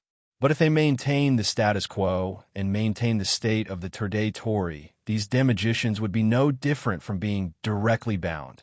They were in a dilemma. From the moment the lock of commandment burst out to the moment the Dim magicians were all bound and cried out in alarm. The whole process was less than 5 seconds. But Irene's brain instantly analyzed the situation. Her expression changed, and she directly removed the Terde Tori that had just been released and retreated. If even Irene ended up like those DM magicians, then this hunting war would be over. The dim would basically be declared a failure. Thinking of this, Irene immediately sent an order to her brain to control the ejector of the Pandaragon on her body. She displayed the maximum ejector thrust of the Pandaragon and turned into a flash of light, quickly breaking away from the lock of commandment that was entangling her. However, at the same time that Irene dodged, the lock of commandment that was originally binding her like a python instantly changed its direction and headed in Irene's direction. It shot straight towards her. If the lock of commandment at the beginning referred to a coiled python, then the lock of commandment now was a spirit snake that shot out of its hole like a hot knife through butter. It was like a flash of purple lightning. The lock of commandment violently shot towards Irene. In an ear-piercing sonic boom, it broke through the layers of atmosphere like an arrow and fiercely shot towards the retreating Irene. Looking at the lock of commandment that was shooting towards her, Irene's face tensed up. Irene's face was tense. While retreating, she quickly raised the laser lightsaber in her hand to block in front of her. Clang! At the critical moment, the front end of the lock of commandment heavily fell on the laser lightsaber in Irene's hand, stirring up a thick layer of shockwaves. Accompanied by the sound of collision, the lock of commandment continued to rush towards Irene without slowing down. Irene's body suddenly retreated even more violently, but this time it wasn't Irene who was retreating. It was the lock of commandment that was fiercely thrusting Irene, pushing her back. Sparks immediately burst out from the point with a laser lightsaber, and the discipline lock collided, spreading to the surroundings like fireworks. The ejector on Irene's back was already operating to its limit, but it was unable to stop Irene's body, no matter how hard it tried. Irene's hand that was holding the laser lightsaber was already trembling slightly. It was easy to imagine how terrifying the power of the lock of discipline, which could only be used to bind someone, would be when used as an attack. This was only possible when Natsuki, the original owner of the lock of commandment, was controlling it. If it was Wu Yin who could only borrow a portion of his familiar's power, he definitely wouldn't be able to use the lock of commandment to this extent, even with the help of the infinite martial arts. Feeling the surging force from the laser lightsaber, the web between her thumb and index finger was almost torn apart. The surrounding scenery was moving at an extremely fast speed, proving that Irene was still being pushed back by the lock of discipline. Irene's expression immediately turned ruthless. With a cold shout, her brain's control of the Pandaragon was pushed to the limit.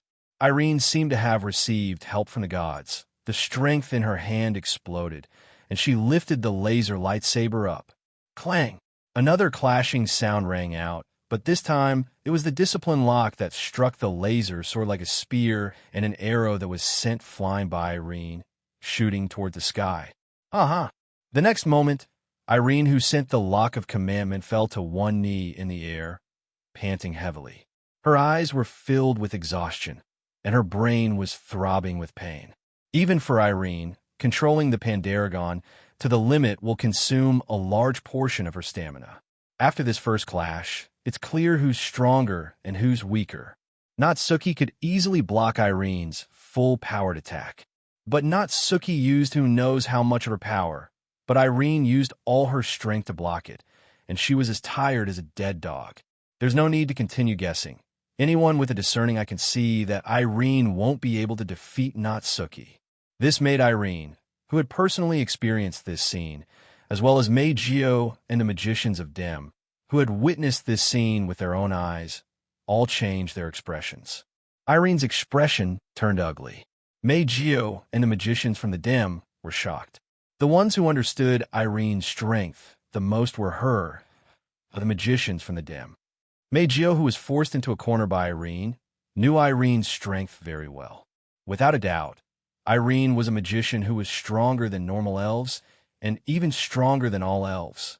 Now, the strongest magician in the world was fighting with an elf who didn't even look 10 years old. In the end, he was beaten to one knee by the other party in a single exchange of blows. How could Irene's expression not be ugly? How could the people present not be shocked? Irene panted heavily as she glared at Natsuki. She glanced at the chains of discipline that tied up the other magicians and spoke in a low voice. That chain of yours. Oh, you recognize my chains of discipline? Natsuki paused for a moment before remembering. I almost forgot that guy used the chains of discipline when you fought him last time. As expected, Irene pointed her laser sword at Natsuki with a dark expression. Are you in cahoots with Itsuki Shido? In cahoots. Natsuki smiled and tilted her head. Rather than saying we're in cahoots, it's better to say we're one body. One body? This time, it was Irene's turn to be stunned.